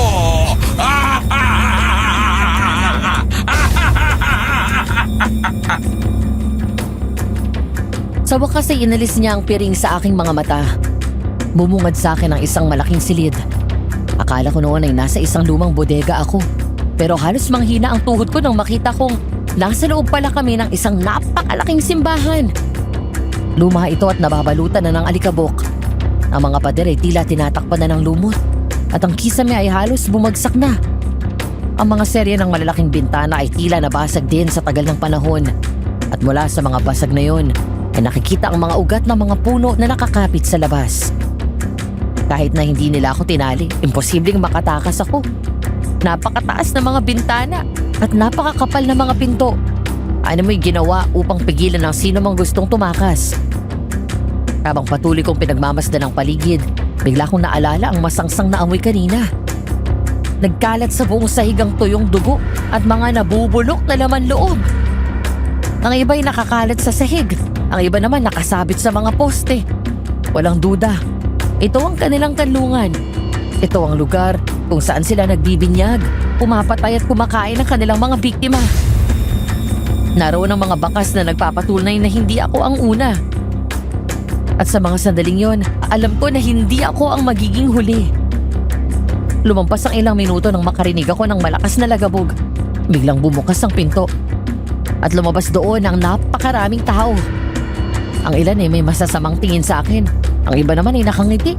Parang takam na pinagmamasdan ang buong katawan ko.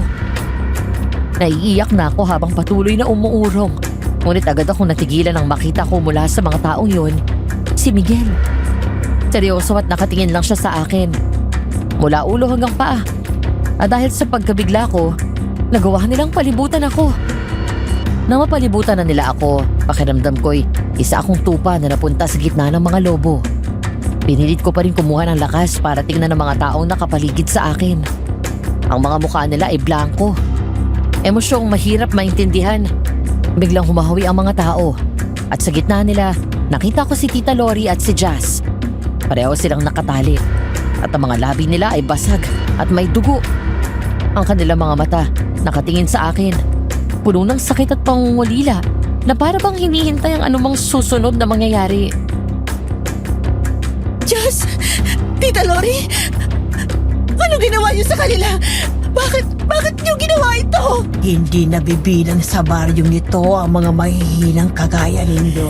Tito! Kaya niyo sikmurahin to? Anong klaseng ama at asawa kayo? Huwag mong pinangungunahan ang pagiging ama at asawa ko, Ana. Sampid ka lamang sa pamilyang ito. Matagal ko na silang inihanda sa pagkakataong ito. Pero may hina sila. Demonyo! Demonyo kayong lahat! Mga hayop! Kuya Ken! Kuya Miguel, tulungan niyo kami! Kuya, hindi ka ganito. Parang awa mo na. Kuya, huwag mo kaming pabayaan. Lito, bakit? Anong nagawa naming mali para hindi mo kami mahalin? Bakit kailangan nating iparanas ito sa mga anak natin? Kung may nagawa akong mali sa'yo, please, ako na lang. Huwag mo nang idamay ang mga bata. Tumigil ka, Lori. Ang lahi natin ang mahalaga. At hindi ang kanilang mga kaluluwa. Sila ang magiging bagong lakas ng ating angkan. Ang kanilang dugo, ang kanilang laman, ang kanilang pagkatao. Lahat-lahat ay magiging sa atin. Hindi ko kasalanan na naging mahihina kayo. Kung nakikinig lang sana kayo sa akin, sana ay hindi kayo nagiging ganyan. Wala na talaga kayong kaluluwa! Ang lakas ng loob mo, Iha! Napakatapang mo. Pero ang tapang mo ay walang silberito. Ang tanging magagawa mo na lang ay magdasal. Magdasal na sana ay mamatay ka ng mabilis. Tama na! Simulan na natin ang pagtitipon!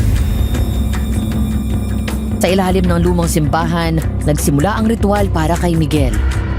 Nakapaligid sa amin ang lahat ng aswang sa baryo. At ang mga mata nila ay nakatutok kay Miguel. Puno ng pag-asa at pananabik.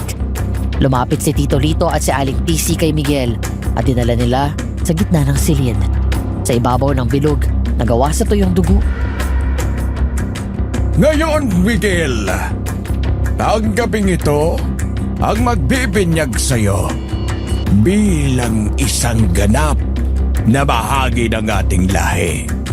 Hindi na tayo magiging limitado sa dilim, kundi ang kaluluwa mo ay magiging bahagi ng ating angkan. Tanging sa pamamagitan ng pag-aalay ay magiging ganap ka na. Huwag ka nang matakot, Miguel. Ang bagong buhay na ito ay mas magiging maganda kaysa sa buhay mo noon. Ang pag-ibig, ang pamilya, ang lahat ng yan ay magiging sa atin. Tanggapin mo na ang iyong lahi. Tanggapin mo na ang iyong pagkatao. Naiintindihan ko po. Biglang nag-iba ang tono ng boses ni Tito Lito. Ang kanyang tinig ay naging malamig, parang boses ng isang halimaw. Ang mga mata niya ay puno ng galit at puot. Ang mga tao sa paligid niya ay nagsimulang gumapang at ang mga mata nila ay parang mga halimaw na uhaw sa dugo. Nagsimula silang magdasal sa kakaibang lengguwahe. Ang mga salita nila ay parang mga kanta na bumabalot sa aking katawan. Ramdam ko ang kaba sa dibdib ko. Ang mga paa ko ay parang pinako sa lupa. Hindi ako makagalaw. Hindi ako makatakbo. Ang tanging magagawa ko na lang ay manalangin. Manalangin na sana matapos na ang lahat. Ngunit biglang nag-iba ang lahat. Uminto ang mga tao. Ang kanilang mga mata ay naging parang bato. Ang kaba sa dibdib ko ay lalong lumakas at ang aking mga paa ay nanatiling parang pinako sa lupa. Hindi ako makagalaw at hindi ko alam kung anong susunod na mangyayari.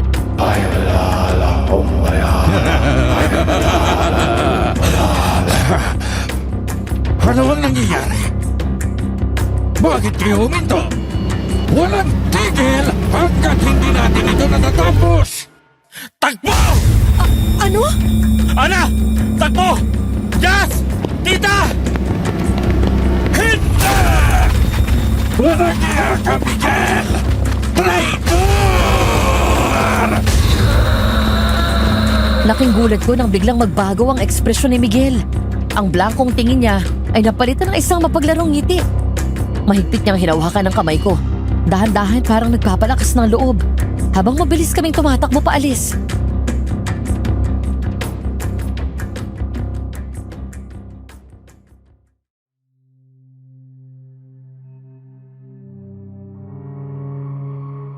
Nang malakip kami sa loob ng madilim na gubat, doon kami humarap ng pwesto para magtago, kasama si Jazz at si Tita Lori. Ang lahat ng tao sa baryo ay nananatiling walang galaw. Ano may mga manika na pinipigil ng isang di nakikitang kamay.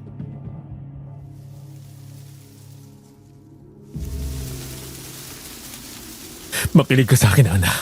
Huwag kang matakot. Magtiwala ka sa akin. Miguel, ano ang ginawa mo? I'm sorry. I'm sorry kung tinakot kita. Alam kong wala ka ng tiwala sa akin ngayon. Pero ginagawa ko to. Lahat para sa'yo. Tatakas tayo. Miguel! Sasabihin ko sana sa'yo kagabi pero tumakbo ka bigla. Babe, mahal na mahal kita. Palagay mo ba kaya kitang i-abandon? Miguel naman, akala ko talaga pinabayaan mo na ako. Shh! I'm sorry. Gagawa tayo ng paraan para makaalis ngayon. Matagal ko na silang pinagbasdan. Mula nung una tayong dumating dito. Naramdaman ko na may kakaiba sa kanila. Kaya nagpanggap akong bahagi ng pamilya nila. Nagkunwari akong tinatanggap ko ang kanilang mga ritual. Miguel, anong sinasabi mo? Bakit hindi sila gumagalaw? Anong ginawa mo sa kanila? Si Mang Arturo. Ang totoo niyan, Ana. Unang gabi pa lang, sinundan na tayo ni Mang Arturo. Yung mga naririnig mo sa gabi, siya yun. Paalala na naghihintay siya sa akin sa labas. Matagal na namin itong pinagpaplanuhan. Isa siyang albularyo.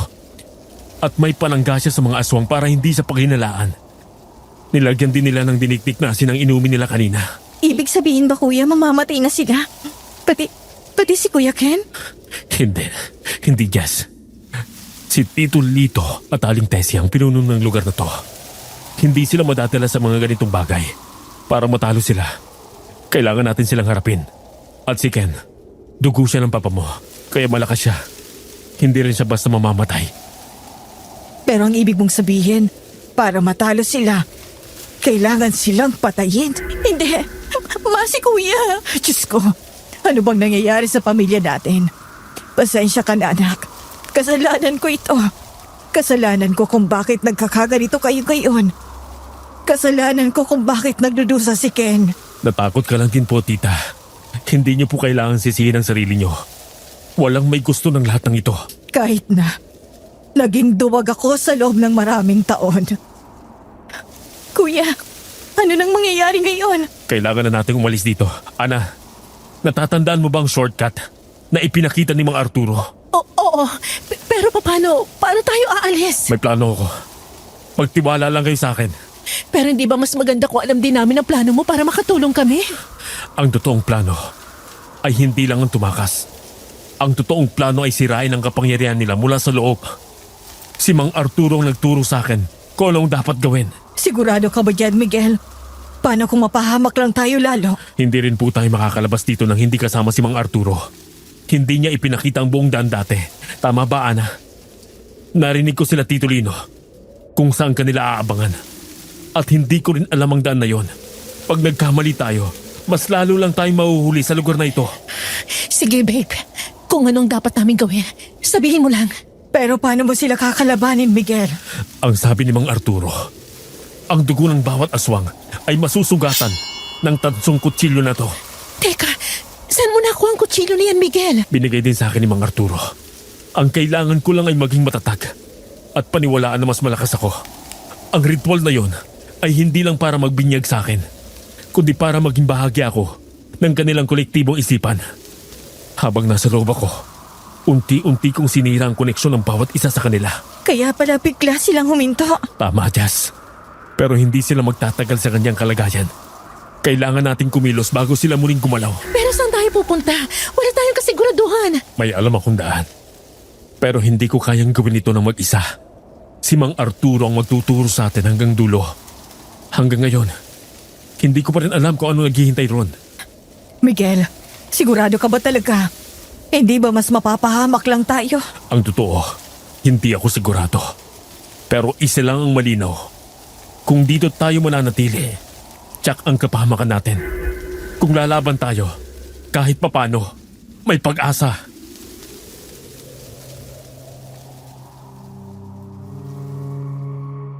Sa mga salitang yon, ramdam ko ang bigat ng sitwasyon at ang tapang na sabay na bumabalot sa amin. Hindi na namin alam kung anong mga susunod na mangyayari. Pero alam namin, kailangan namin kumilos. Sa kabila ng dilim ng gubat, parang may apoy ng pag-asa na biglang sumindi sa aming dibdib. Nagbibigay lakas upang magpatuloy.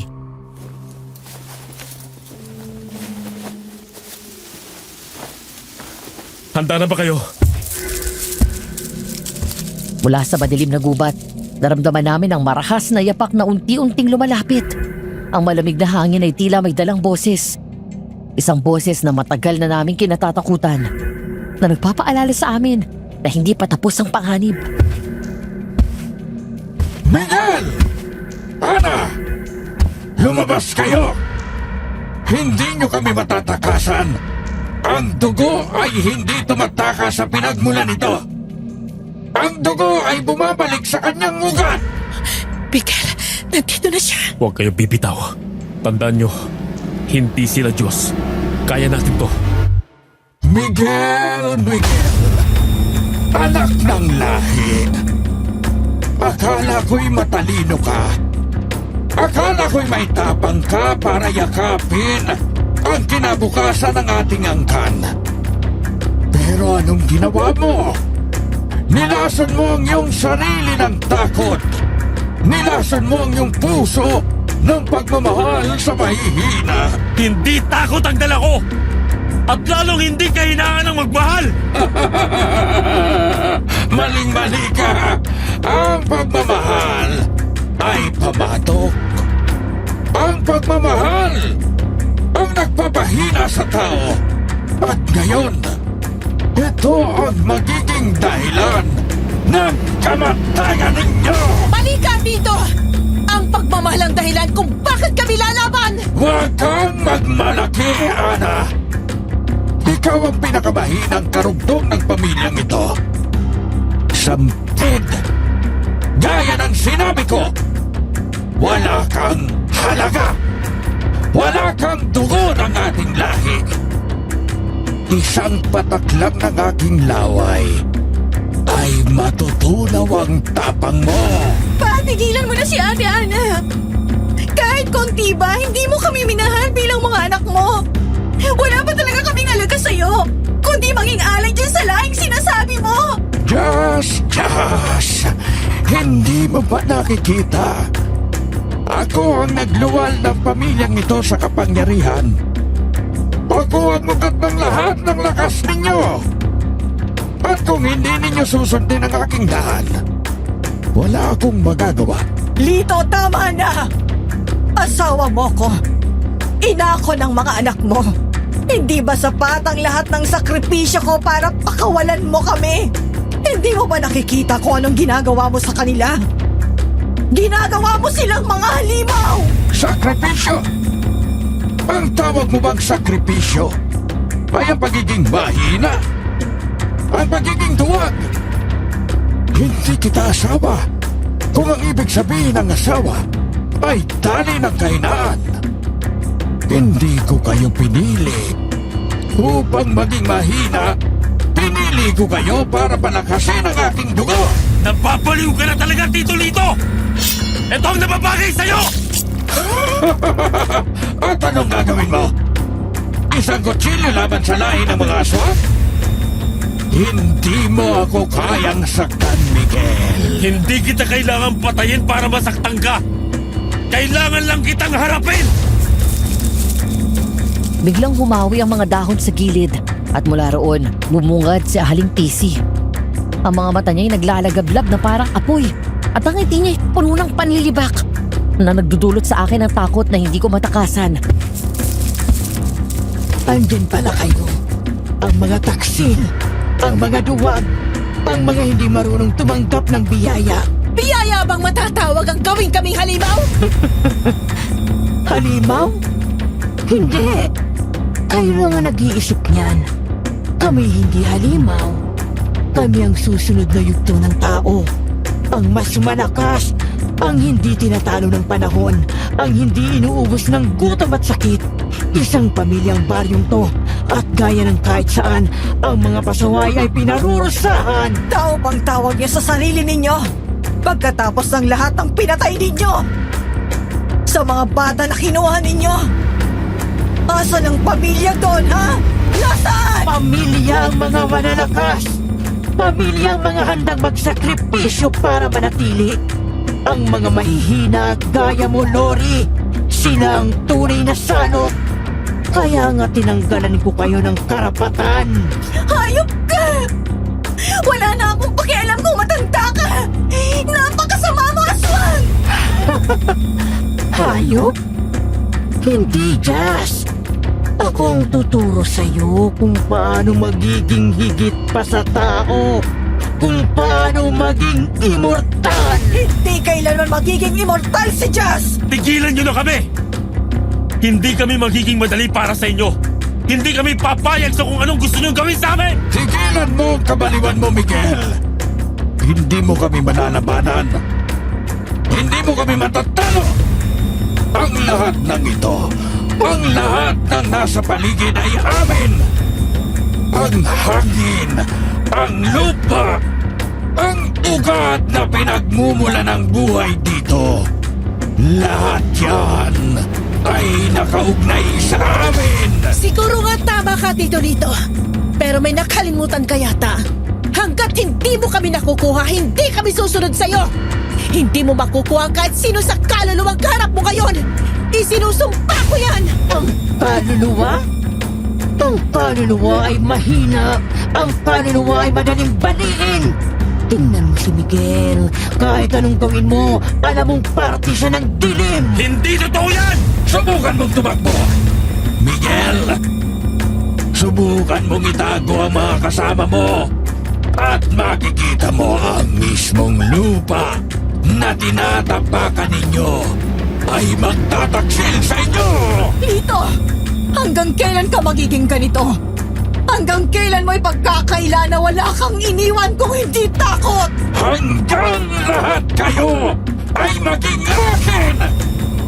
Hanggang lahat ng dugo ninyo ay maging dugo ko!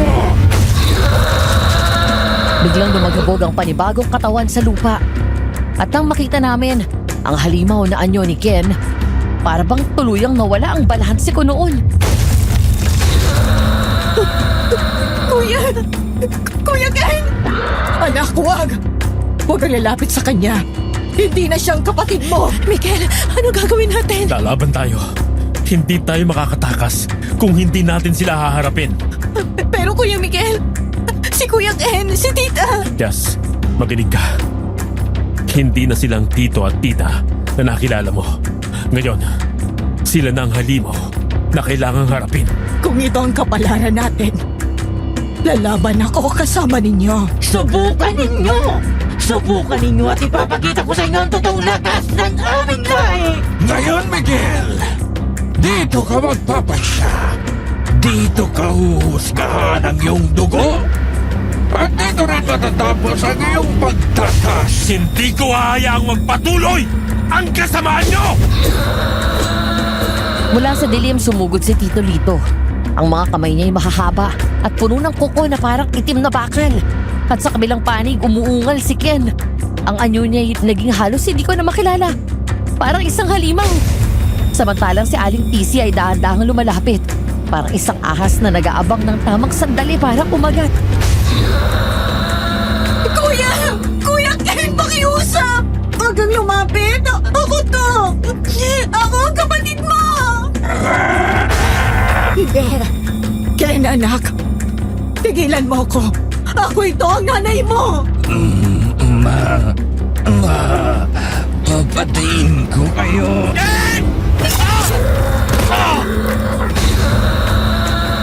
Ganyan yakin. Ay pagita mo ang lakas ng dugo natin. Huwag kang mag-atubili, anak. Tigilan mo na siya, Tito Lito! Ginagawa mo halimaw ang sarili mong anak! Hindi ko siya ginagawang halimaw. Ginagawa ko siyang immortal. Miguel! Bakit ka pa lumalaban? Ang tadhana mo ay kasama namin! Tingnan mo si Ken. Wala nang natira sa kanya kundi ang dilim. Yan ang tunay na malakas. Hindi! Hindi, Ken! Makinig ka!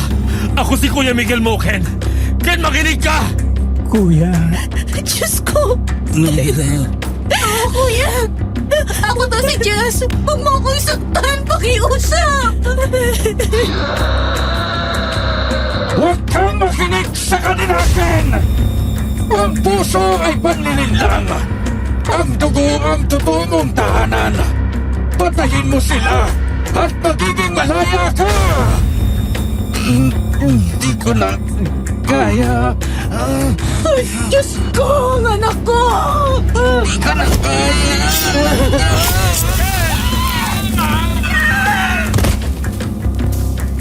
Natulala ako ng saglit nang bumagsak ang katawan ni Ken sa lupa. Tinig pa ang mga mata niya. at agad na natuyot na parang bulok na hayop. Sa kamay niya mahigpit niyang hinawakan ng kutsilyo na bigla niyang naagaw kay Miguel at ginamit niya ito upang saksakin ang kanyang sarili. Miguel! Kailangan, Ana. Alam niya, hindi niya na kayang tumigil hanggang hindi siya nawawala. Huli na tayo para kay Ken. I'm sorry. Ganyan nga! Saktan mo ang pamilya mo, Miguel! Diyan ka magaling! Sirain ang pamilya mo! Tumahimik ka, Tessie! Wala kang karapatang magsalita tungkol sa pamilya ko! Bakit hindi mo ipakita ang dapat mo, Lori? Ipakita mo! Ako harapin mo!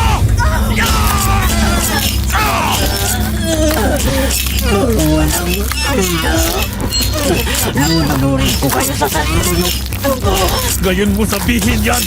Ngayon na meron ng kutsilong nakatarang sa lalamunan mo! Bumagsak ang katawan ni Aling Tisi.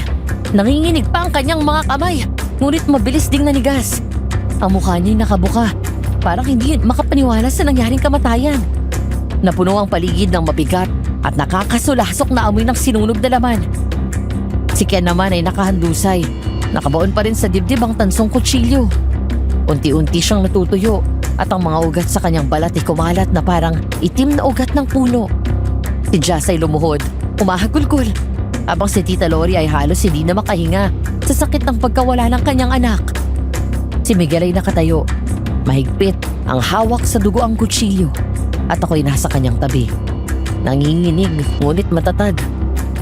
Sa harapan namin, si Tito Lito ay nangangalit. Ang katawan niya ay tila mas lumaki. Ang mga mata niya ay nagliliyab at bawat hinga niya ay parang kulog. Sa gabing yon, kitang-kita ko, hindi pa tapos ang laban. Wala kayong karapatan na tawagin akong halimaw! Ako naman ang lakas nito! Ako ang tagapagligtas ng ating lahi! Ligtas bang tawag mo dyan? Alam mong isa kang taong naniniwalang may kapangyarihan ka kahit wala! Hindi ko alam kung isa ka lang baliw o aswang na walang utak! Masyado mong pinaniniwala sa sarili mo sa mga bagay-bagay! Ito ang anak natin! Ang sarili mong dugo! Wala ka bang awa kahit kaunti? Dahil sa'yo nagpakamatay na si Ken! Ang awa ay para sa mahihina! At kayo, lahat kayo, ay itinagpil ko na! Hindi ka Diyos! Ito Lito, isa ka lang halimaw na pinatibay ng takot! At ngayong gabi, tatapusin namin ang kasamaan mo! Tatapusin? Kayong lahat, magkakasama! Walang silbi ang pagkakaisa kung ako ang kaharap ninyo!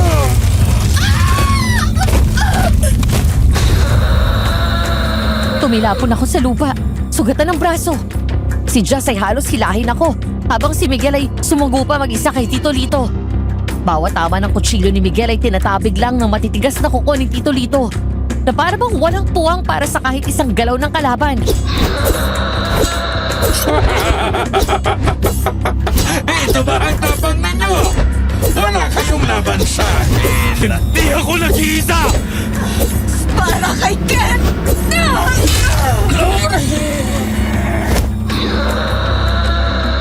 Sa isang iglap, sinunggaban niya si Tita Lori at tinaas sa hangin na para bang laruan lang. Walang pakiundangan siyang sinakmal ang katawan niya.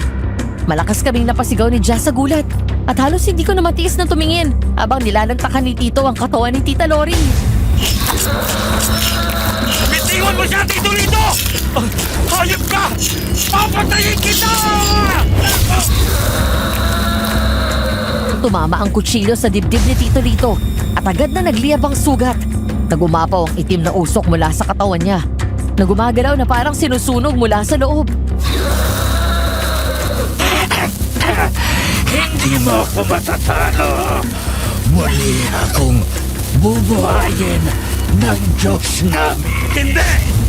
Isa kang halimaw! At dito nagtatapos ang dugo mo!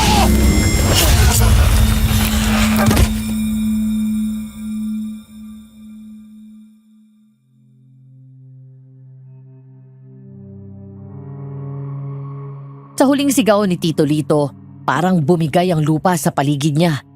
Ang katawan niya'y gumuho. Nagkalasog-lasog at unti-unting natunaw sa sariling kadiliman na parang walang bakas na naiwang tao sa ibabaw ng mundo. Ang amoy ng abo at hangin na may halong usok ay bumalot sa paligid. At sa katahimikan ng gabi, ang lahat ay huminto.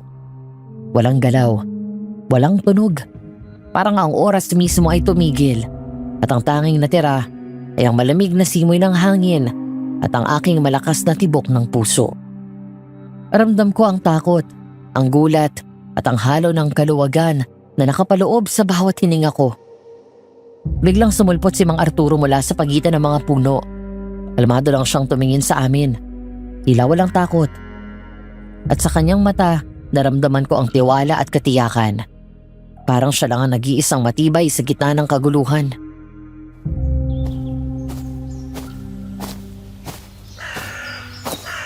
Tara na. Panahon na para lumabas na kayo rito. Jas. Tita, siya po si Mang Arturo. Ang tumulong sa akin. Maraming salamat po. Walang anuman. At huwag kayong mag-alala. Lahat na nangyari ay bahagi ng kwento. May dahilan ang lahat. Halina kayo. Tara na, Jazz. Kaya mo ba? Opo, ate. Salamat po. Tita, babahin na po kita. Malalang tama mo sa tagiliran. Maraming salamat, Miguel. Pasensya ka na. Mang Arturo, paano niyo alam ang lahat ng ito? Parang alam niyo kung anong mangyayari bago pa man kami makarating dito. Alam ko ba? O baka naman nakikita ko lang ang mga bituin at narinig ang bulong ng hangin. Ang mundo puno ng lihim. At minsan, sila'y nagsasalita sa mga taong handang makinig. Ano po? Ang buhay ay parang ilog, Jazz. Hindi mo makikita ang bawat kurba habang naglalakad ka sa tabi nito. Pero mararamdaman mo ang daloy. Ang ilan, mas pinipili nilang labanan ang agos. Ang iba, natututo lang na samahan ito. Mang Arturo, masyado po yatang malalim. Hindi po namin maintindihan. Ganyan din siya nung una natin siyang nakita, hindi ba, babe? Oo nga pala. Alam ninyo, hindi ko masagot ang diretso ang mga tanong ninyo. Pasasabihin na lang natin na baka ako lang ang nakakaalam kung sino ang may hawak ng susi. Ang baryong ito, ang mga lihim, ang dugo at ang lupa. Lahat sila ay may sariling mga kwento. At minsan, kailangan mo lang maglakad sa tamang daan. At sila'y magbubukas sa iyo. Hindi pa rin namin maintindihan. Halos lahat ng nangyari ay parang plinano nyo na bago pa kayo makarating dito. Ganun po ba? Baka ka. O baka hindi. Ang mahalaga, Jazz, hindi palaging kailangan malaman ang buong kwento para malaman mo ang tamang hakbang. Minsan sapat na ang sumunod sa pakiramdam at sa taong maaasahan mo. Maraming salamat po, Mang Arturo. Kung hindi po dahil sa inyo, baka hindi na nga kami nakalabas ng baryong to. Wala naman akong ginawa, Iha, hindi ba? Baka naman, nakakaalis lang sa iyo ng takot. Ang takot kasi ay mabigat. Pero kapag natutunan mong hawakan ito ng maayos, nagiging ilaw. Maraming salamat pa rin po, Mang Arturo. Pero, tao po ba kayo, Mang Arturo, o aswang din katulad nila? Yan ang kagandahan ng buhay, Ana. May mga bagay na hindi mo kailangan malaman. Basta maramdaman mo. At sa gabing ito, maramdaman ninyo kung ano ako.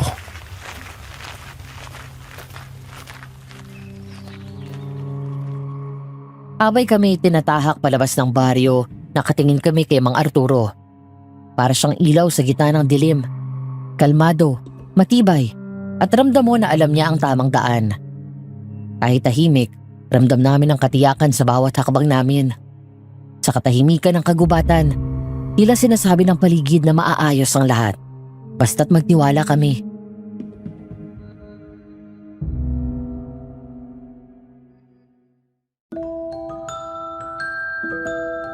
Dito na po nagtatapos ang aking kwento sa baryong yun na pinuntahan namin ni Miguel.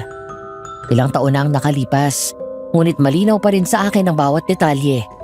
Ang takot, ang kaba, at pati ang mga sandaling nakapagpatibay sa akin. Ang mga pangyayaring yon ay nagbago ng halos lahat sa aking pagkatao at pananaw sa buhay. Ngayon, bumalik na ako sa aking trabaho bilang layout artist. At si Miguel ay may sariling greenhouse store sa Maynila. Kasama namin si Jazz na isa ng nursing student at si Tita Lori ay tumutulong sa shop. Maayos na po ang buhay namin ngayon. Pero kahit ganoon, may mga gabing naiisip ko pa rin ang baryo. Ang mga taong nakapaligid at ang mga pangyayari na halos hindi ko makalimutan. Natuto kaming harapin yun ng magkakasama. At sa bawat isa sa amin, dala-dala namin ang aral at karanasan. Maraming salamat po sa pakikinig at sa pagbibigay ninyo ng pagkakataon na maibahagi ko ang kwento kong ito. More power po sa inyong channel.